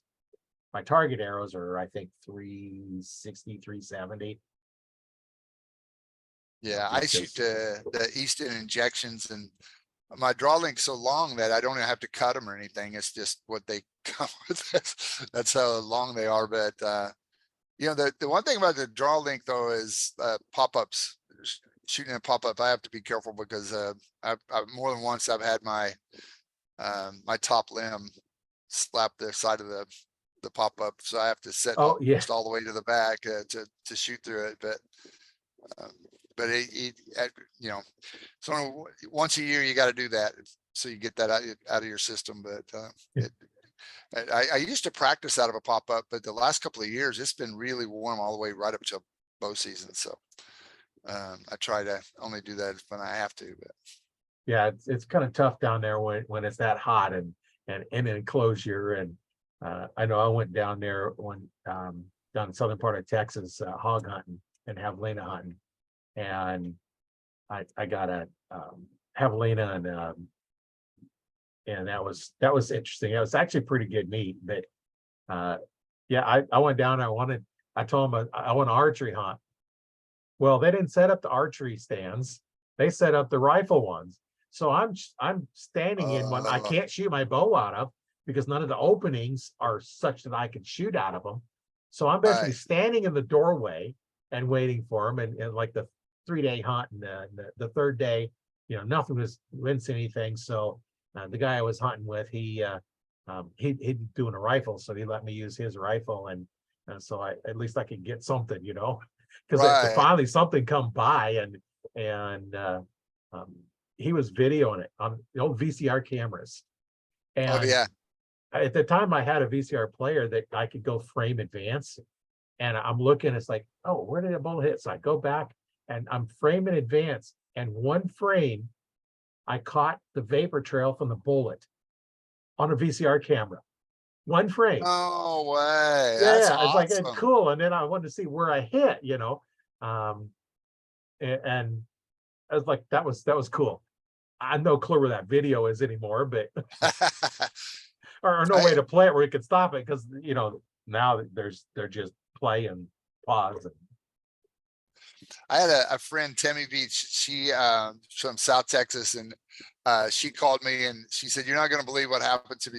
All she ever did was bow hunt, and so she was in a pop up, and she's sitting and she goes, I had my chair, and she goes, I had everything set up, and she said this little mouse came in, and he was just kind of wandering around, and she said I was messing with him, and she said I would poke him with an arrow, and he would squeak, and he'd run around, and I'd see him again, I'd poke him, and she goes, I didn't think anything about him squeaking or run around in the blind. And she said, I happened to glance to the left because she said I would watch in my window, and right under the window, a big rattlesnake stuck his head up through the flap Oh, there. And he came in, and she said he was after that stupid mouse. And so she said he's huge. And so he notices her, and she said he didn't really just go into the classic coil to strike, but right. he's just kind of looking at her and he's flipping his tongue out. But she said he's right in front of the door. And she says, I can't get out. She goes, Oh, yeah. so she said, I'm just looking at him and he's looking at me, and then the mouse would move and he would look at the mouse. So she said, I reached over and I grabbed the back of the blind, and that was where one of the stakes was. And she said, I kind of pulled the stake out. And she said, when he looked at the mouse, she said, I just flipped that thing over and I went running. she got back to the truck and called her husband, and he came down there. She wouldn't hunt that blind anymore. So they went down there and there was no snake or no mouse. And she goes, I guess he got the mouse and left. I don't know. But she said it was tense. She goes, I thought I was going to have a heart attack. She said, my heart was just pounding. She said, I did not want to get bit by that snake, but Well, he wanted the mouse, and yeah. she probably could have just stayed there, and then it went out after the mouse. Keep poking a mouse, make it squeal, and probably the snake would have probably got the mouse and then run off. Yeah. And He didn't want her any more than she wanted him, probably. right. So after that, she was like, I'm not ever letting a mouse in my blind again. Yeah. Well, the snake says, "Oh, sounds like a free meal here." I told her she was a real bow hunter. She would have just shot it with her bow, and she didn't think that was funny at all. She said, I thought I was going to have a heart attack, but she had her pistol with her, but she said, she goes, my heart was pounding so hard. I didn't want to shoot and miss and then get bit, because we're all in, wasn't like he had anywhere really to go. So. Yeah. Well, and if you have a pistol, if you have birdshot in it, that that's a little better for snakes, because you have multiple pellets instead of just one. Yeah. I Yeah. alternate for my backup. When I go bow hunting, I alternate birdshot and a hollow point. Just, I never know whether I'm gonna have a pig situation or a snake situation. So I'm kind of covered for, of course, if it is a pig, I'm only going to really change his mind about anything every other shot, but at least I got a chance at it. But. Yeah. Yeah, I know up here, it used to be during archery season, you couldn't carry any firearms at all. And now that last year when I was at the Nebraska has an outdoor expo, and I was up there helping out with the archery stuff, and the wardens were there, and I asked them about it. You know, they says, yeah, you can, as long as it's not longer than 5 inches or something, because it's not really hunting. You know, so now I know legally I can carry my handgun with me, you know, in case something comes up, but we don't have, here in this part of Nebraska, we don't have the rattlesnakes like they do out in the western Nebraska. They have rattlesnakes out there. Yeah. We don't have the bears, but we do have pigs. Not as many running wild as you do down there, but you know, there are areas that we have some wild pigs, but you know, we do have lions, mountain lions. They are in the area. I have seen them a few times. Oh, wow. And you know, game and parks, you know, they denied it for the longest time until one guy hit on the highway out here, and then they couldn't deny it anymore. Yeah. And Yeah. I'd seen one night coming home from a hunting area. We're driving down, Mike and I are going down the road, and it's like run across it. It was a small one. It's like, no, that's a lion. Yeah. And then coming out of our hunting area one time on the big round bales, it's like we've seen something set up on top of it. It's not a coyote, wrong color. And we get, you know, we're looking a little closer, and sure enough, it's a lion sitting there, and not too far from the farmer's house. You know, they're there, and the farmer said, yeah, back in the 60s, they used to see prints in the mud. You know, back in the 60s, they were there. You know, as we move in more houses, less area, they're going to be out finding someplace to go. You know, Right. you know, they're not going to just disappear. Yeah. Their You know, territory is so big. right. You know, So we don't I have a was, lot. I was bow hunting the Jeffrey's property, and had a nice, about 130-pound hog came in and was messed around the feeder there, and I thought, you know, that's perfect eating size, and it was nice and cool, and I'm going to take this hog. So I shot, made a good shot at double lunged him, but he went under the fence and he kind of ran, and I could kind of see him wobbling back there. So I gave him a little bit and walked back there, and you know, they don't bleed just a ton, but anyway, it was pretty easy to find him. And I'm sitting there, I'm like, what is he doing? And he was laying right next to he literally ran about 50 yards and just kind of collapsed right next to a newborn calf. This calf is laying there, and it's still wet. You know, the calf is just kind of trying to stay real still, and this pig's laying right up against it. So I walked over there, and I thought, man, this is kind of odd. I'm looking for mom. You know, I don't want mama cow to come in and get upset that I'm over here, you know, next to the calf. And so anyway, I got about 20 feet from this hog, and I guess he was just heaving, and I could see him heaving. And I thought, well, I don't want to just finish him off with my pistol with this calf right next to him. So I Right. thought, I'm going to go over and see if I can't just maybe poke him and have him run off. Well, I got about 20 feet from him, and he sees me, spins around, and just charges me. So I'm trying to get my pistol out, and I'm backing up, and I decided to just let my bow drop, and I got stuck in a mesquite tree, and I thought, oh man, just don't let him get you on the ground. But he didn't have enough lung capacity to go very far, so he kind of wobbled over to the left and fell down, and then mama cow come busting through the brush. And I thought, okay, great, I'm not gonna get like a hog. I'm gonna get mauled by this cow. She come running, and luckily she just stopped right over that calf, and she was huffing and puffing and stomping her foot. And so I just decided this hog is not worth it. I'll come back later. So I backed out of there, and I'm talking to mama cow, trying to calm her down. Every step I took backwards, she took a step forward. And so finally I got to the fence, and then her and the calf, I just kind of watched them, and her and the calf went busting off a little bit later, and I was able to go in there and get my bow and drag that hog out of there. But that was a tense moment. I wasn't sure which one was going to hurt me the worst, the hog or that mama cow. I'm sure it would have been mama cow, but Luckily, nothing happened bad, but that was some tense moments there. That's one of those ones you go back to the truck and just kind of shake for a little bit and try to calm down.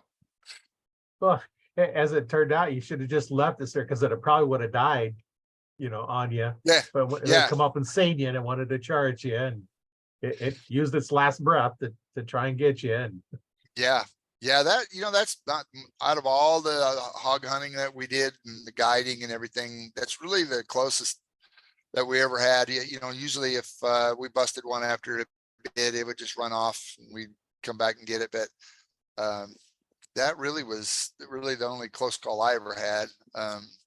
My buddy Jeremy was bow hunting and he had shot a doe, and it made it to this wheat field, and he was just walking over to cross the fence, and there was just a bunch of brush where had kind of grown up around the fence, and it was full of baby pigs.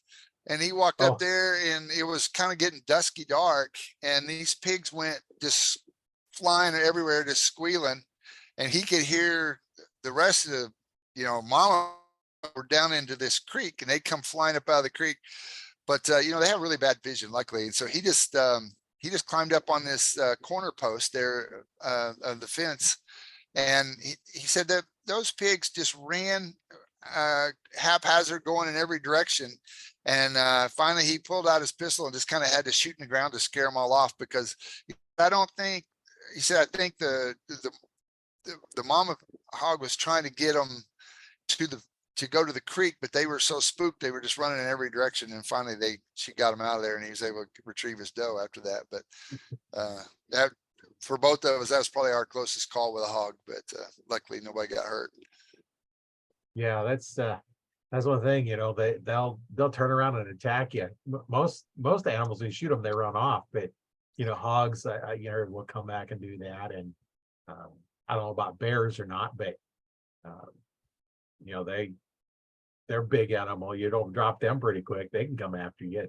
Oh They can climb up the tree after you. So yeah. Yeah, there's not many places to hide, but no. Yeah. I think the rule of thumb around there was just that if it's a big boar hog, generally he's going to try to hook you on the way out. He's just leaving. But mama hog, she's going to eliminate the threat. So especially if she's got babies around there, then you really got to be careful with that. But I didn't realize you guys had hogs all the way up in Nebraska. Those things are going everywhere. Well, most of ours are the hogs that they raise, but there are a few places where they've gotten out. We don't have a lot of them up here. There's none around any place that I hunt, but I know out west there's, when you raise hogs and then, some might escape, and now then you got wild ones. And we don't have the big wild like Russian boars and stuff like that you have down there. But we still do have a few up here. I don't know where I'd go hunt them right now. We have more prairie dogs than anything else. Yeah. Got lots of those. Those would be fun. Yeah, there's I have some relatives out in Lubbock, and they like to shoot the prairie dogs, but I've not really done any prairie dog. I mean, I'd like to. There's a neighbor of mine's got a big 6.5 Creedmoor with a scope almost as long as a gun, and he likes to go out there and shoot prairie dogs. That's his thing. The only hunting he does is prairie dogs, but he likes to shoot out there 8,000-9,000 yards. So with that big of a gun, you need to be a long ways away to make it. Yeah. Otherwise, why you have that big of a gun? To shoot prairie dogs. You don't need that. You can use something a little small, a little cheaper to shoot. Oh yeah. Well, he does. He also shoots a little competition. There's a range out here that does the long range competitions, but I don't know what he's got tied up in that scope. He's got a scope I think he can see to the next county in, but it's pretty cool. It's pretty cool. Watch him shoot, but I've never been prairie dog hunting though. But well, that makes it a challenge. He does the long range shooting, so that's his way of practicing for the long range shooting. At least you got, you're doing two things. One, you're practicing, developing your skills better, and you're also eliminating the pesky prairie dogs. Yeah, that's one of the things he said. He said originally he paid this guy to go out and shoot prairie dogs. Now he goes, the guy trusts me and he knows I'm not gonna shoot his cows or anything. But he said now all of his neighbors have said, hey, you come over here and shoot prairie dogs anytime you want. So he goes, I got so many places to shoot prairie dogs, but they were just, they need to get to know him a little better where they can trust him and that he's not going to shoot a cow or anything. So Yeah. Your background is you have to be really careful with something that'll shoot that far. But Yeah, if you're shooting at long ranges, you got to be aware, not just the prairie dog, because the cow could be walking in, all of a sudden walk in between there, and now you shoot the cow, and now you're buying a cow from the farmer. yeah. I know. We had some guys, actually a girl that was getting ready to go into college called me from Oklahoma City, and she wanted to book a hog hunt. And she I asked her, I said, well, have you ever been hunting before? She goes, yeah, we go hunting all the time. And so, I always kind of wanted to know the hunting level, experience level of the people that came out. And Right. she said, I'm actually, this is my graduation present. And so I'm bringing my dad, my best friend, and her dad. And I'm like, oh, great. It turned out that the four of them were competitive coyote hunters. And so they went to tournaments, and they came out, they had some crazy looking rifles, the fully suppressed and everything. And they're like, do you think that'll shoot a pig? And I said, well, if you shoot it in the head, it'll kill a pig for sure. So anyway, we were out there and I was giving them a hard time that, you guys are all gun and no shooting and all this, but we were driving down this road and out on the ranch there, and there was a coyote about 600 yards, and he just sitting there. And I said, okay, let's see what you got. You guys say you shoot these coyotes, 1,000. So the guy gets out and standing offhand shoots at this coyote, and he just shot a tad short and tad right at 600 yards, just standing there. Well, the coyote takes off running, and he's shooting 3 inches in front of it, 3 inches behind it, as this thing runs across that field at 600 yards. He never did. Of course, he didn't shoot it. And of course, they were all of his buddies, the grief they gave him for the next time. But you never want to miss in front of your buddies, but No. he redeemed himself. He shot a coyote. It was on a dead run at about 200 yards, and he shot it first shot. But he's like, boy, I'm sure glad I shot that, because otherwise it would have been a long ride home. So Yeah. they were a lot of fun. It's fun when you get the guys out and, they're all, giving each other grief and having such a good time with it. But there's a lot of fun. But Yeah, I know there's an knack to shooting offhand. Being on a rifle team, we shot prone, kneeling, and standing. And when I went up to Canada on my moose hunt, it was a rifle. Good thing it was a rifle, because the only one I seen was probably 300 yards or better out there. And of course, I'm shooting standing because there's snow on the ground, and I'm not going to lay down in the snow and shoot on a rifle team many years. I know how to use my arm as my guide, and it's kind of an interesting story. But so I figure, moose has got the size of a trash can for a kill zone. You take a lid off a trash can, and that's the kill zone for a moose, because they're just so huge. And so I shoot, and it just kind of looked around and walked off. Like, okay, I must be way underestimating the distance. So I raise it up about its back height. I shoot again, and I miss. And this time it kind of jumps a bit, then it stops again. It's like, okay, now I must really be off. So I raise up. I've got it about the head height.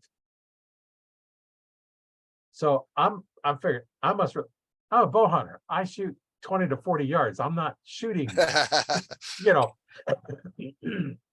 yards. So I shoot, it falls over. Didn't even take a step. It just fell over.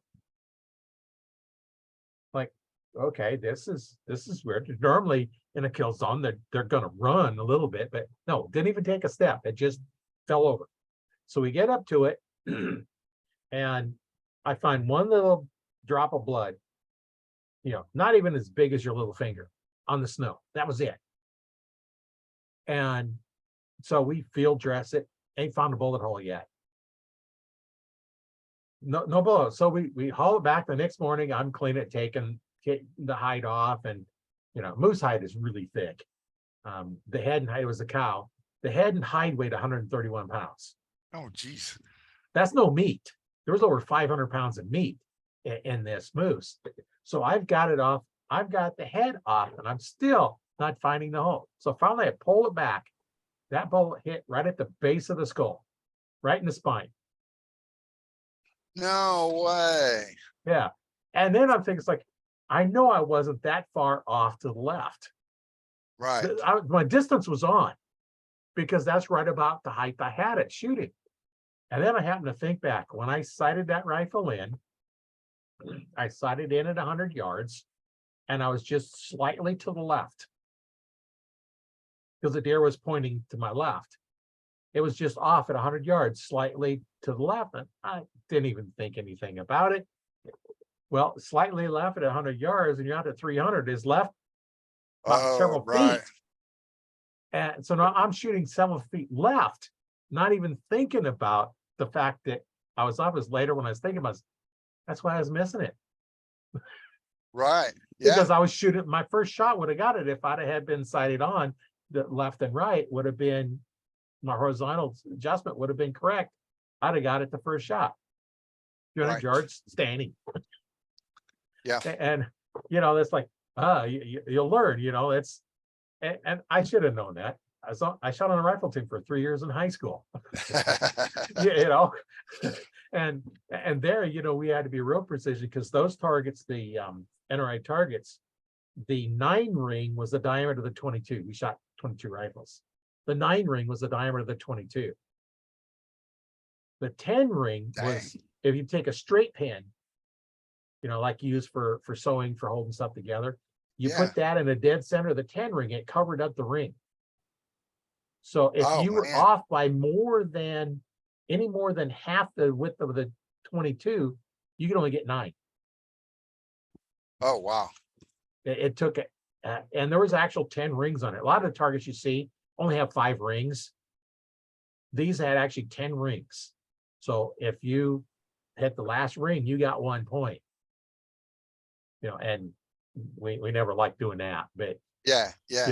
And we had several guys getting perfect scores on prone.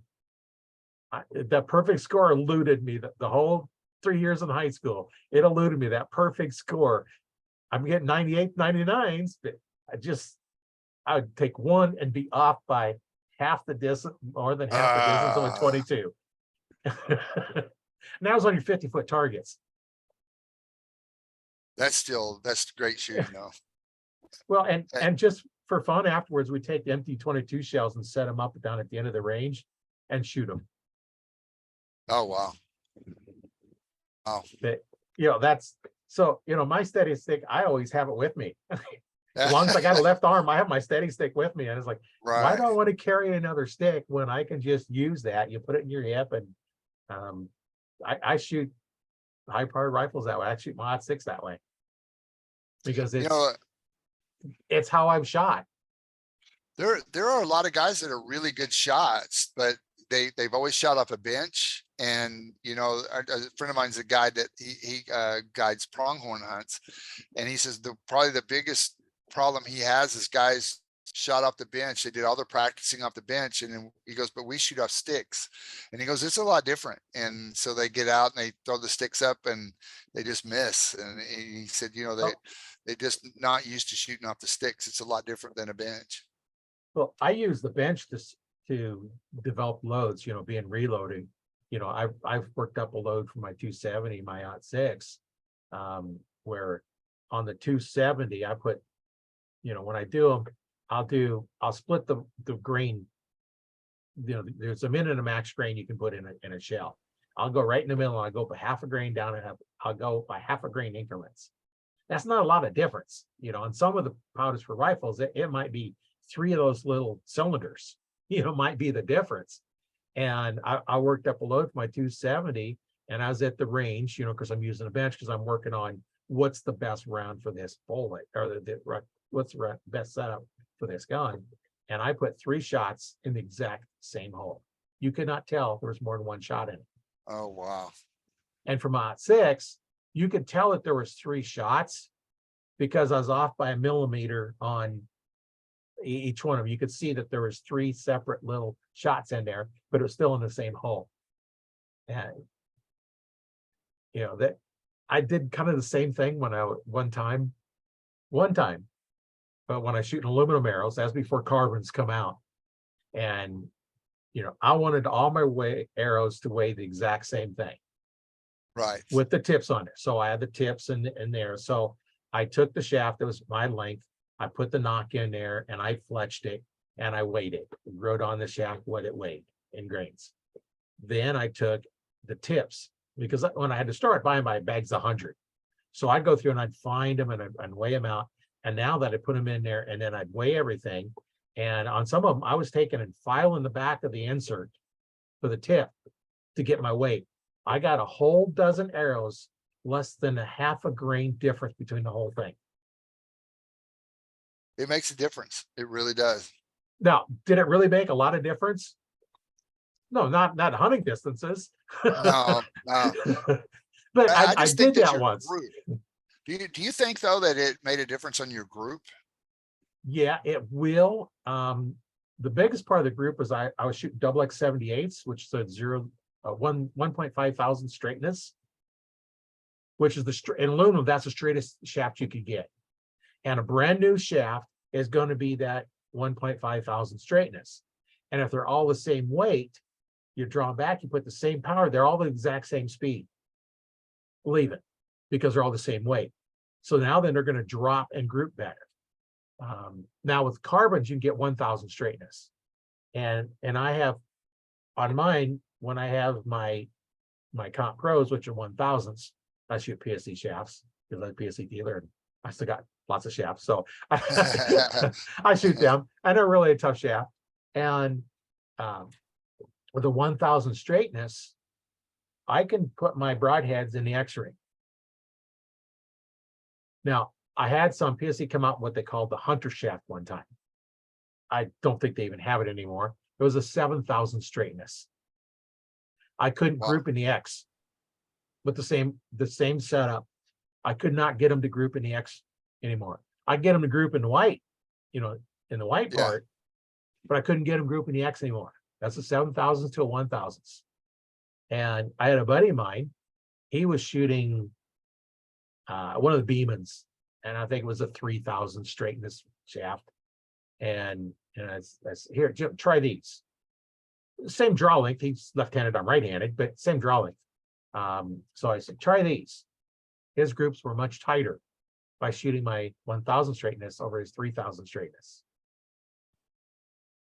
If you want to shoot the tightest groups, you want the straightest arrow you can, and sometimes just fletching them. You can get an arrow that just will not fly right. You put a broadhead on it, and I use the fixed blade, and I line them up. So I use 3 fletching feathers, 4-inch feathers, and 3 blade, and I line them up so the fletching line up with the broadhead. And then I use what they call a U-bar, which is a cone-shaped washer, and a rubber O-ring, so I can tweak it. So I can kind of drive my arrows all grouped the same. And there are times when I've had an arrow that would not group with the broadhead, no matter what I did. Put a field tip on it, shot perfect. There's something wrong with the fletching. And, having a store, I have 8 Bitzenbergers, and I think I still have 5 or 6 of the BPE fletching jigs. I had a dozen of them at one time. I sold off a bunch of them. So I had multiple different jigs, and they're not all set up exactly the same. That's where if you want precision, use one jig and fletch them all. Never refletch a single arrow, a feather. Refletch them all, because you never get it lined up. Because if you tweak your alignment, when you put it in on your bow, now then you can't get it back into your jig in the exact same spot. So when I had my store, it's like, at that time it was, I think it was like $3 to refletch an arrow with vanes. And it's, well, I only need one, but it's still $3 because I'm going to replace all three of them. Because if I don't get it lined up, it's going to be terrible. And you have different jigs, so I don't know which jig it was done on. So I can't use whatever jig I have because I don't know which one is created on. You know, when I do a dozen of them, I'm going to have 12 different jigs I'm doing a dozen arrows in. Now I have them set up as close as I get to being the same. You know, on a skinny carbon shaft, you don't have a lot of variation you can put in them. You can do them straight or a little offset. Even the helical, you're not going to get much of an offset because the shaft just isn't big enough. Right. Especially when you're doing 4-inch fletching. You know, you can a little bit more when you're using shorter ones, but. So you're using 4-inch? Yeah, 4-inch feathers. Yeah. That's all I use. This is actually one of my sons. It's a gold tip. It's a Traditions is the name of it. It actually looks like wood grain. And he's got yellow and gray barred feathers on here. But for those watching, you can see this reflective thing here. That works great at night with your flashlights. It catches that. It's a reflective white tape. They have the wraps you can put on. I don't put the wraps on where the fletching is, because if I have to refletch, like this one needs to be refletched because the feather's coming loose. If I have it up here, I have to cut through this, which means I'm eventually going to wear this. So I don't need it up here. So I'll cut these off and I'll refletch these. And then I don't have to worry about this fletching. But I don't do this with target arrows. I do it with all my hunting arrows, just because that reflective one. I've found arrows underneath evergreen trees with my flashlight at night, just because the reflection it has in there. That's cool. No, I always number mine. Like you say, there's always that one that you just can't get to fly right. Cause I use a Muzzy 100 grain trocar, and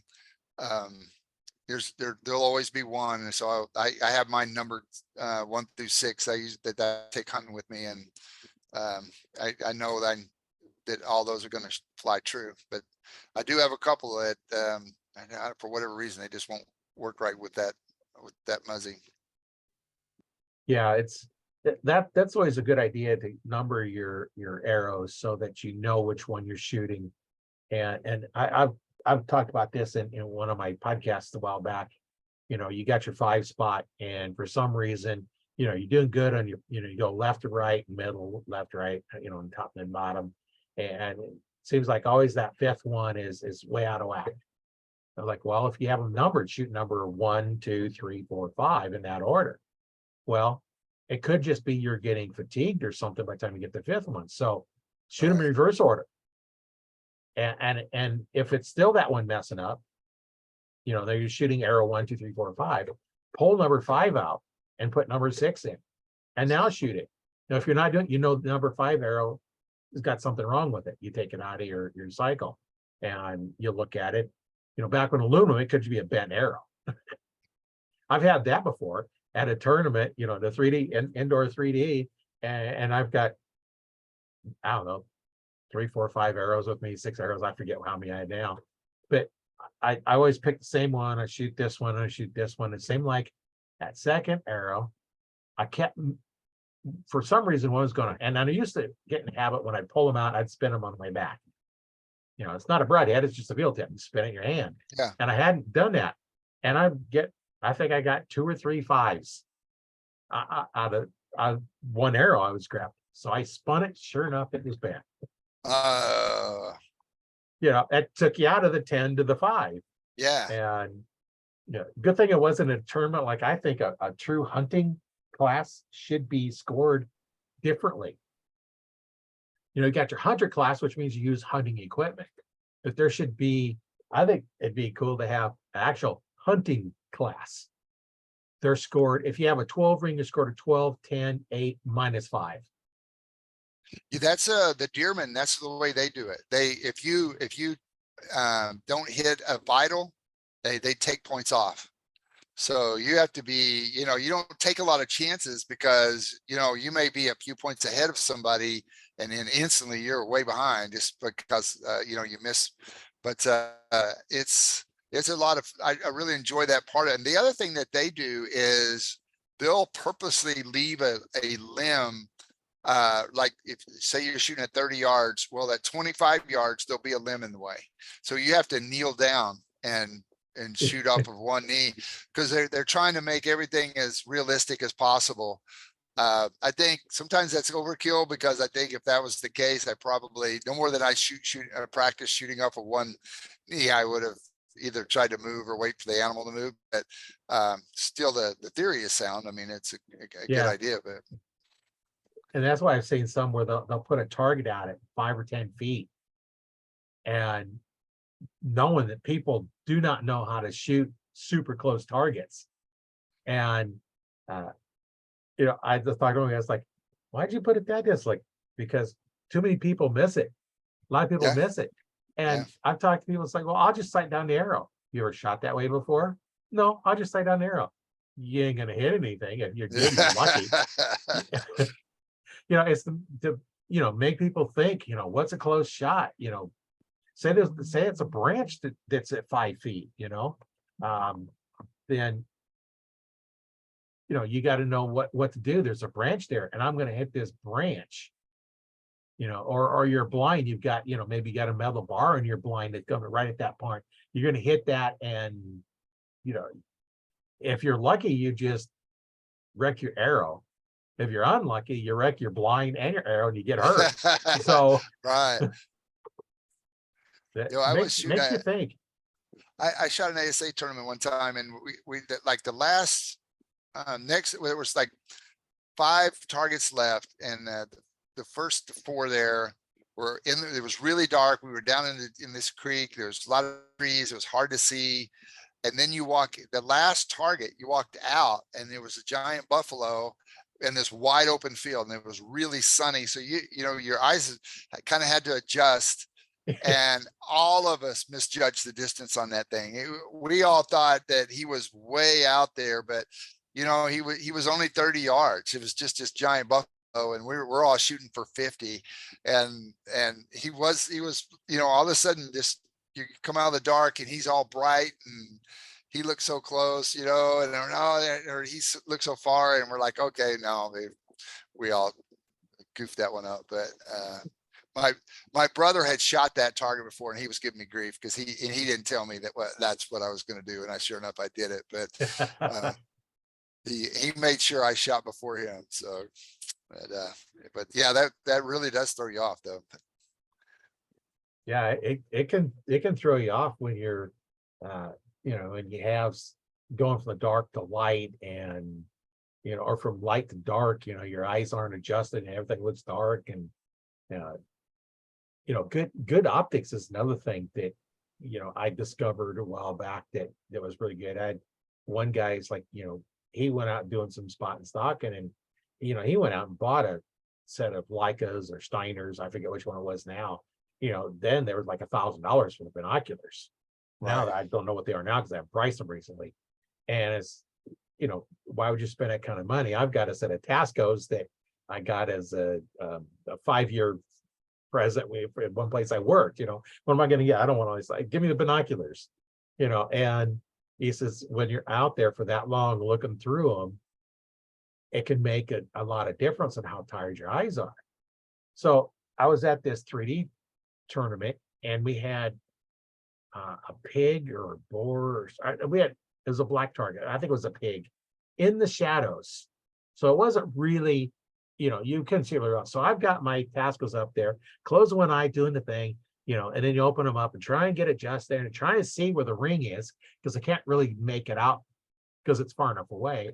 And the guy hands me these $1,000 pair of binoculars and I just hold them up. Okay. Hand them back. It took that long to see the spot with this $1,000 one as opposed to my $50 pieces of crap that I had. I don't have those anymore because they end up breaking and I end up throwing them away.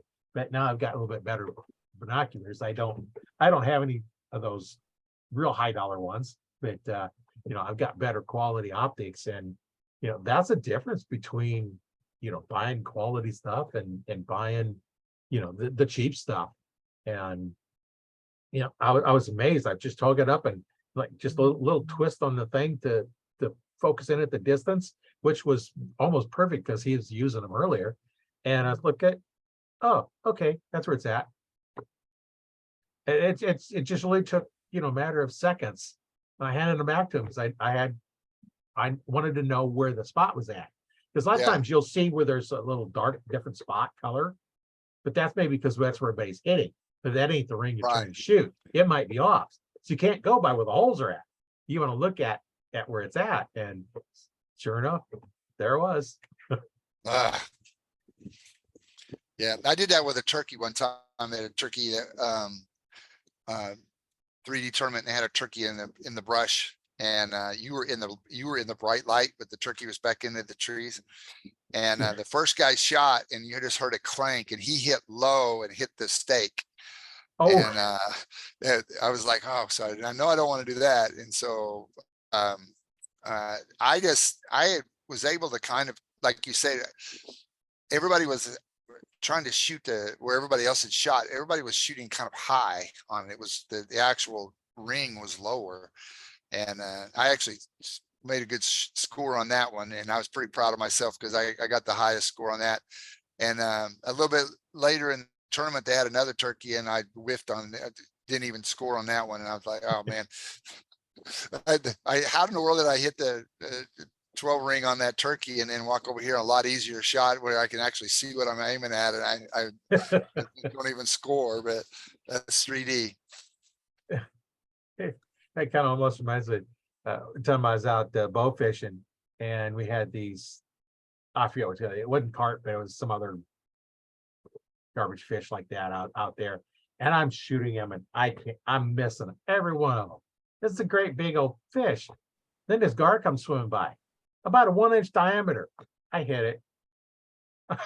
I hit the gar. I missed the fish that was probably 10 times bigger. I'm missing the 10 times bigger target, but I ended up hitting the little bitty gar. Yeah. That was interesting to clean, to be able to eat that gar. Did you pressure cook it, or how did you cook that? No, I flayed it out and then cooked it like I would any other fish. Oh, did you? Gotcha. But it takes a hunting knife, a fillet knife, and a hatchet. Yeah, they're armor plated. Those scales are the hatchet to chop it off in pieces that's big enough, the hunting knife to slip through the belly, and then the fillet knife to actually fillet around it, you know, once you've got them small enough pieces. Yeah. You're not getting through there any other way. Yeah. And it was kind of weird. The meat kind of looked like a rock bass. You know, rock bass is white with the little black strands running in it. That's what it looked like. Huh. I've shot them, but I've never actually ate them. I didn't. Yeah. I know some people say they pressure cooked them, but I didn't. I've never actually done it. Yeah, I bred them, fried them like I do the other fish. Huh. That sounds good though. Yeah, it was. Just like, you know, people don't think, you know, carp is, you know, good to eat. I smoked one time with I forget, it was one of the fruit woods, and I smoked it, and we're eating it. It's like it tasted like ham because the smoke I used on it.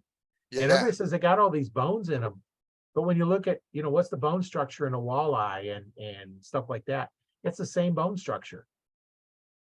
You know, everybody thinks, you know, you got to score them. We had a place here in town that, you know, they score them. So when they fry them, it burns up the bones. And, you know, I've ate there once or twice and had no desire to eat there because everything's just fried to a crisp, basically, because they slice down there where the bones are at.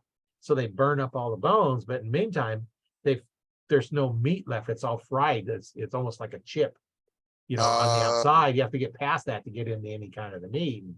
And yeah. They serve cat and carp. Like, I want cat, I'm gonna go catch it myself. I want carp, I'm gonna get it myself. Yeah. Cook you know, it and then I can, I can cook it how I want it. And one of the things that I discovered, I forget who told me, but on a catfish, when you flay them out, there's that little strip of yellow meat. Mhm. Cut it off, Yes. throw it away. Do not try and eat it, because that's where all the fishy taste comes from. Is that Yeah, yellow exactly. stripe of meat. It's a big, like, it's real oily. It's nasty. Yeah. Yeah. Yeah. It's kind of like on a deer. Don't eat the fat on a deer. Oh, no. No. Yeah. I was watching Steve Ranella, and he was talking about, he called it tallow, and that's what we called it on a hog. I didn't know you called it that on a deer, but, you know, on a hog that, gets a gristle in it, and it covers their vitals. So they get older, that gets thicker and thicker and harder and harder. And that's why, you know, you take a 350 pound pig, big, especially a boar, that tallow is so thick and so hard that, you're better off to take a hedge, if you, especially if you're shooting like a 5.56 or something like that. You really need to take a headshot, because you're not going to puncture that. You know, at 20 yards with an arrow, you can get through that, but the 5.56 at 150 yards is you're not going to kill that hog. It's too small of a caliber to go through that. And Yeah. not to make it political, it's that round's supposed to explode. Yeah. And That's do right. massive damage. Yeah.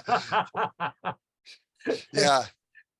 Like, it's amazing when people try and make it sound like it's so dangerous, and it's like, no, it was designed to wound, not Yeah. really kill. Yeah.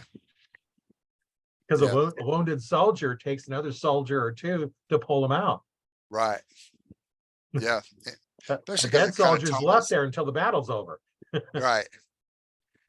Well, you know, you know, in Vietnam, they talked about that all the time. They would, you know, they would try to wound the first guy through, knowing that the rest of them would try to come up and get him. And then Yeah. they could take more than one guy that way. But, Well, I was talking to one guy that went over the desert and played over there. He said he had one guy come in, because a lot of times they're up on drugs. He emptied his M16 into him, and he still run off. Didn't feel any pain. yeah. You know, that's things when, you know, when somebody's on drugs like that, they don't feel pain. And you know, that's like with archery. You know, when, you know, back in archery, you know, archery arrow kills differently than a gun, because we're going through with razor sharp broadheads, and we go right through them. And I've seen some, and I've talked to several people that shot a deer, and they're just going to stand there and look around and then start walking off. You know, a buddy of mine that I used to hunt with and go to 3Ds with, he says, yeah, one time this doe come walking in, and he shot it. It just stood there.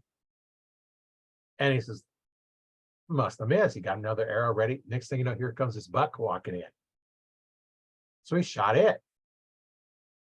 And it just kind of stands there. They both start moseying off. Now, fortunately, he had tags for both of them. So they both start moseying off, getting out in the field, and they both start wobbling, and he got them. They didn't even know they was hit. Went through them so fast. Yeah. Went through so fast, didn't hit anything hard, you know, like a bone. Probably went through and missed the ribs. You know, didn't hit a rib and went right through. Nothing hard to make a, you know, big jump or anything. And Right. So he probably took just a perfect broadside shot. So it went just clean pass through then. And yeah. And I had one that I did the same thing on. Is it was walking, it was going to walk in my tree stand. I shot it, and it just turned around and run out of about 30 yards on, stopped and stood broadside to me. It just ran out. It was like, what? It probably heard the noise from the bow going off at about 10 feet away, and go out there and stop. And it's like, my idea is, if I have more broadheads and it's within range, I'm going to shoot it again. Well, yeah, absolutely. Yeah. And there's a, you know, we're talking about branches in the way. There's a branch in the way. So I'm leaning back in a weird position, and I get this, and I know it's 30 yards out there, because I just knew it was 30 yards. So I used my 30-yard pin, made a good shot. It run off the top of the hill, and then this thing, we spent hours looking for this thing. It got to the top of the hill and it took a right turn into the brush. It's like, okay, it had to go in. So we're walking up, down all the fields. And it got us like, so we looked, oh, there's a drop of blood over here underneath this little brush. And sure enough, that's where it was at. If I'd have waited, it probably would have sit there and it eventually died anyway. Right. But it was just standing there. So, you know, I'd still do it again, you know, because that second arrow in there may have been one that killed. The first one may not have anything really vital, and it could have just decided to walk off, or it could have wobbled and fell over there. Who knows? Yeah, you don't want to take a chance. Yeah, I don't want to take a I chance. shot a Yeah. doe like that too. It was a group of does came in. I shot this doe. It was clean pass through, but the two does standing next to it, the arrow stuck behind it, and they seen the arrow and they bolted, and then that deer bolted because they bolted.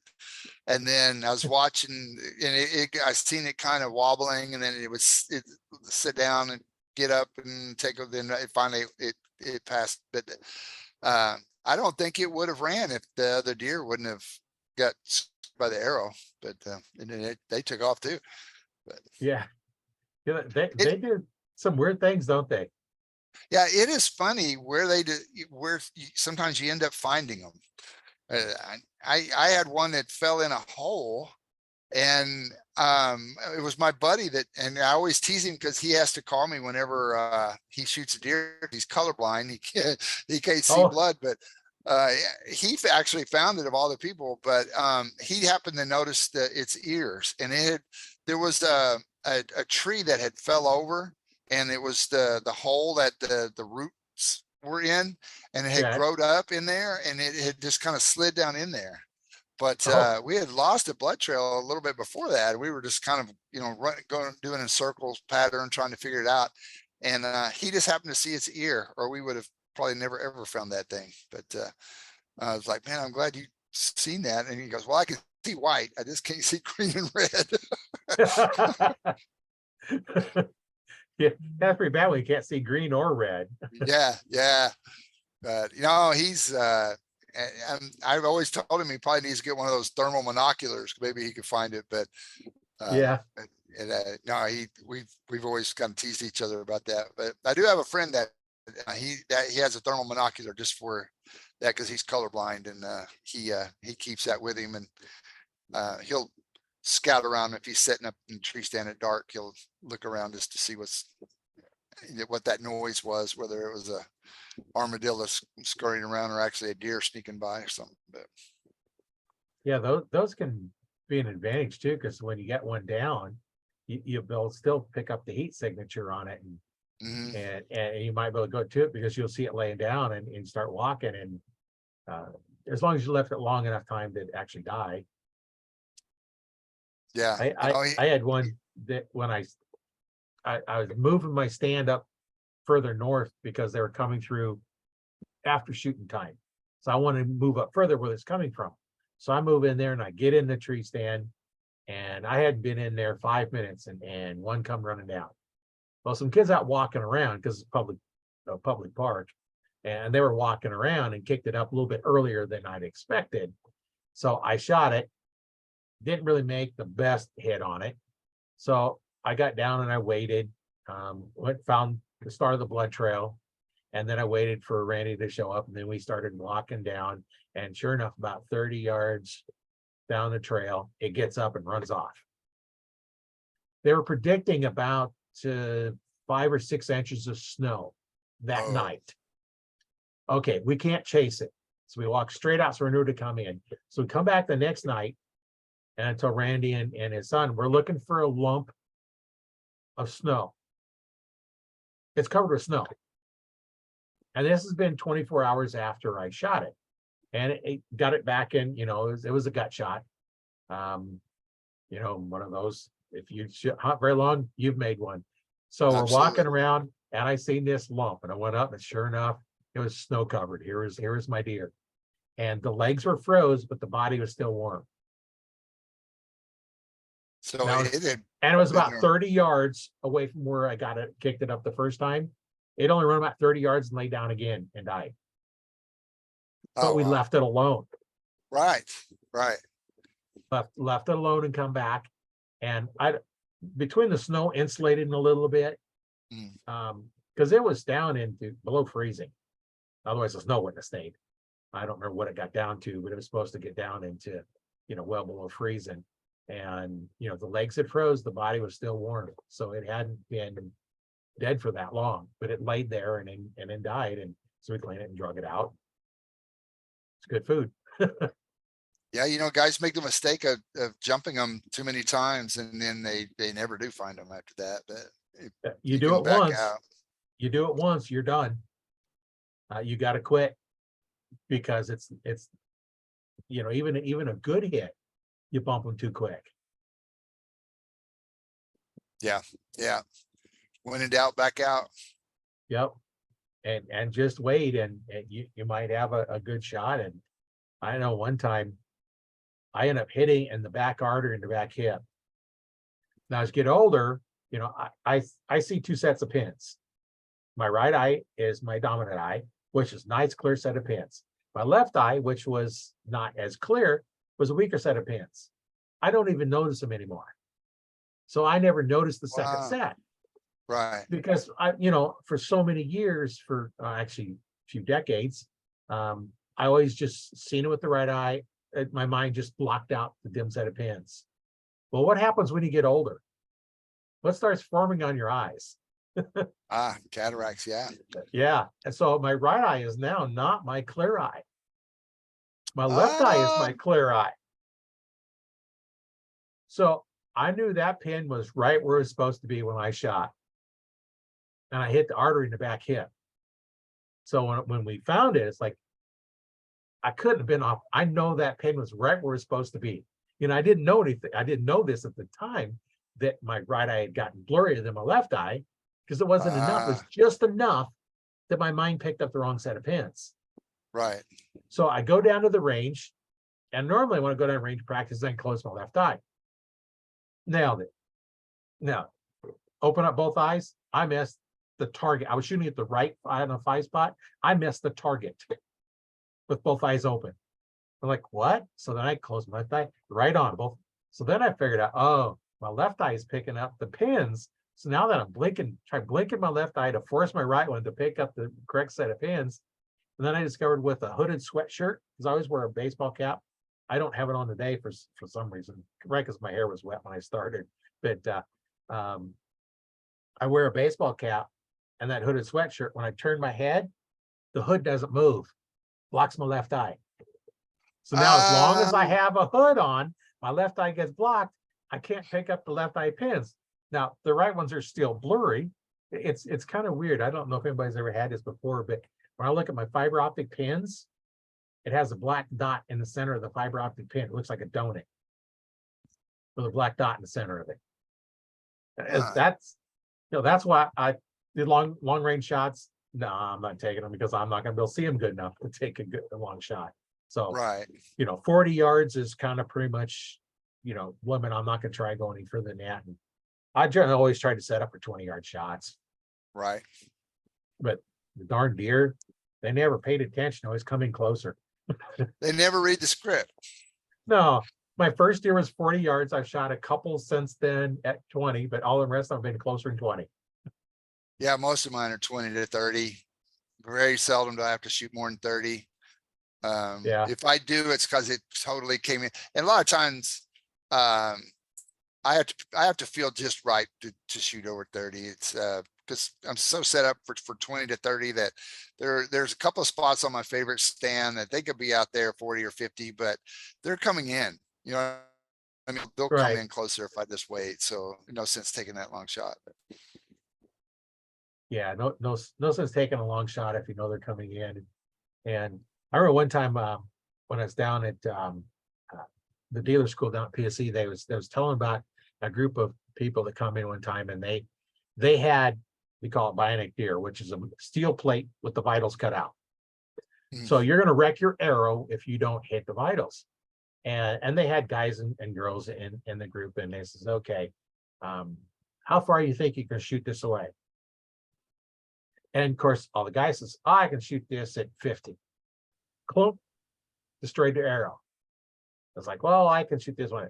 Lady comes, I can only shoot this at 20. Walk up 20, and she kept her arrow. Yeah. Yeah, it's like, so why would you shoot at a buck that's 40 yards away when you won't shoot at a steel plate with the vitals cut out at the same distance? Yeah. Because you don't want to lose your arrow, but yet you'll shoot at a live animal at that same range. So that the whole point was, in this story and what they were doing was, if you can't make a good shot, don't take it, because you got this like the one that somebody poached on yours, this great looking deer, lot of food for your family, nice rack, or even if it's a big doe, and you shoot it and wound it, it runs off, you don't find it, it's coyote food. Yep. And it takes another deer out of the herd for no reason, Right. The coyotes do a good job of taking a lot of deer out of the herd anyway. Yeah. So Yeah. now I'd take a shot at a coyote like that. Yeah. Coyote Because 50. if they die somewhere, who Yeah. cares? But Yeah. it's close to where it stinks and somebody don't like the stink. But Yeah. Out there on our lease, we have a giant black coyote, and all of us wanted, and we've all had, like, when you see him, you got about 0.2 seconds to get a shot off, because he is really smart. He doesn't, if he even senses a human or sees a car, he's out of there. But I've only seen him twice, once at 150 yards away on a pond dam, and then another time we just came around a corner, was out setting up a blind, and he just happened to be there, but nobody was ready to shoot. He was out of there. But all of us are hoping that we get to shoot him, and I would make a rug or something out of him. He's really huge and really pretty. But yeah. Well, we've been talking about 2.5 hours now. oh my gosh, okay. I look like live, like, Grace, it's 3:30. We started at 1. Yeah. Yeah, like I said, when we started, we plan on an hour and they go over, and we just get busy talking, and it's just so much fun, hearing all the stories. And I know I enjoy all the stories, and I'm sure our listeners enjoy the stories as well. But yeah, for those, I'll put a link to your website in the description to the podcast. And then for those listening, you can listen to it on Spotify and all those places like that, as well as Audible. And if you want to watch the video, you can check out my YouTube channel. I have a link for that in the description as well. Or for the lucky ones, get to watch this live in the Archery Talk 101 Facebook group, and I'll leave the link for that. So anybody still listening to this podcast, I really appreciate it. It's been a whole lot of fun. Time got away from us again. All these great stories, and we're just so grateful that you stuck along this long and listened to us talk about all kinds of our stories. And it's been a lot of fun having you on. Thank you very much. It's been my pleasure.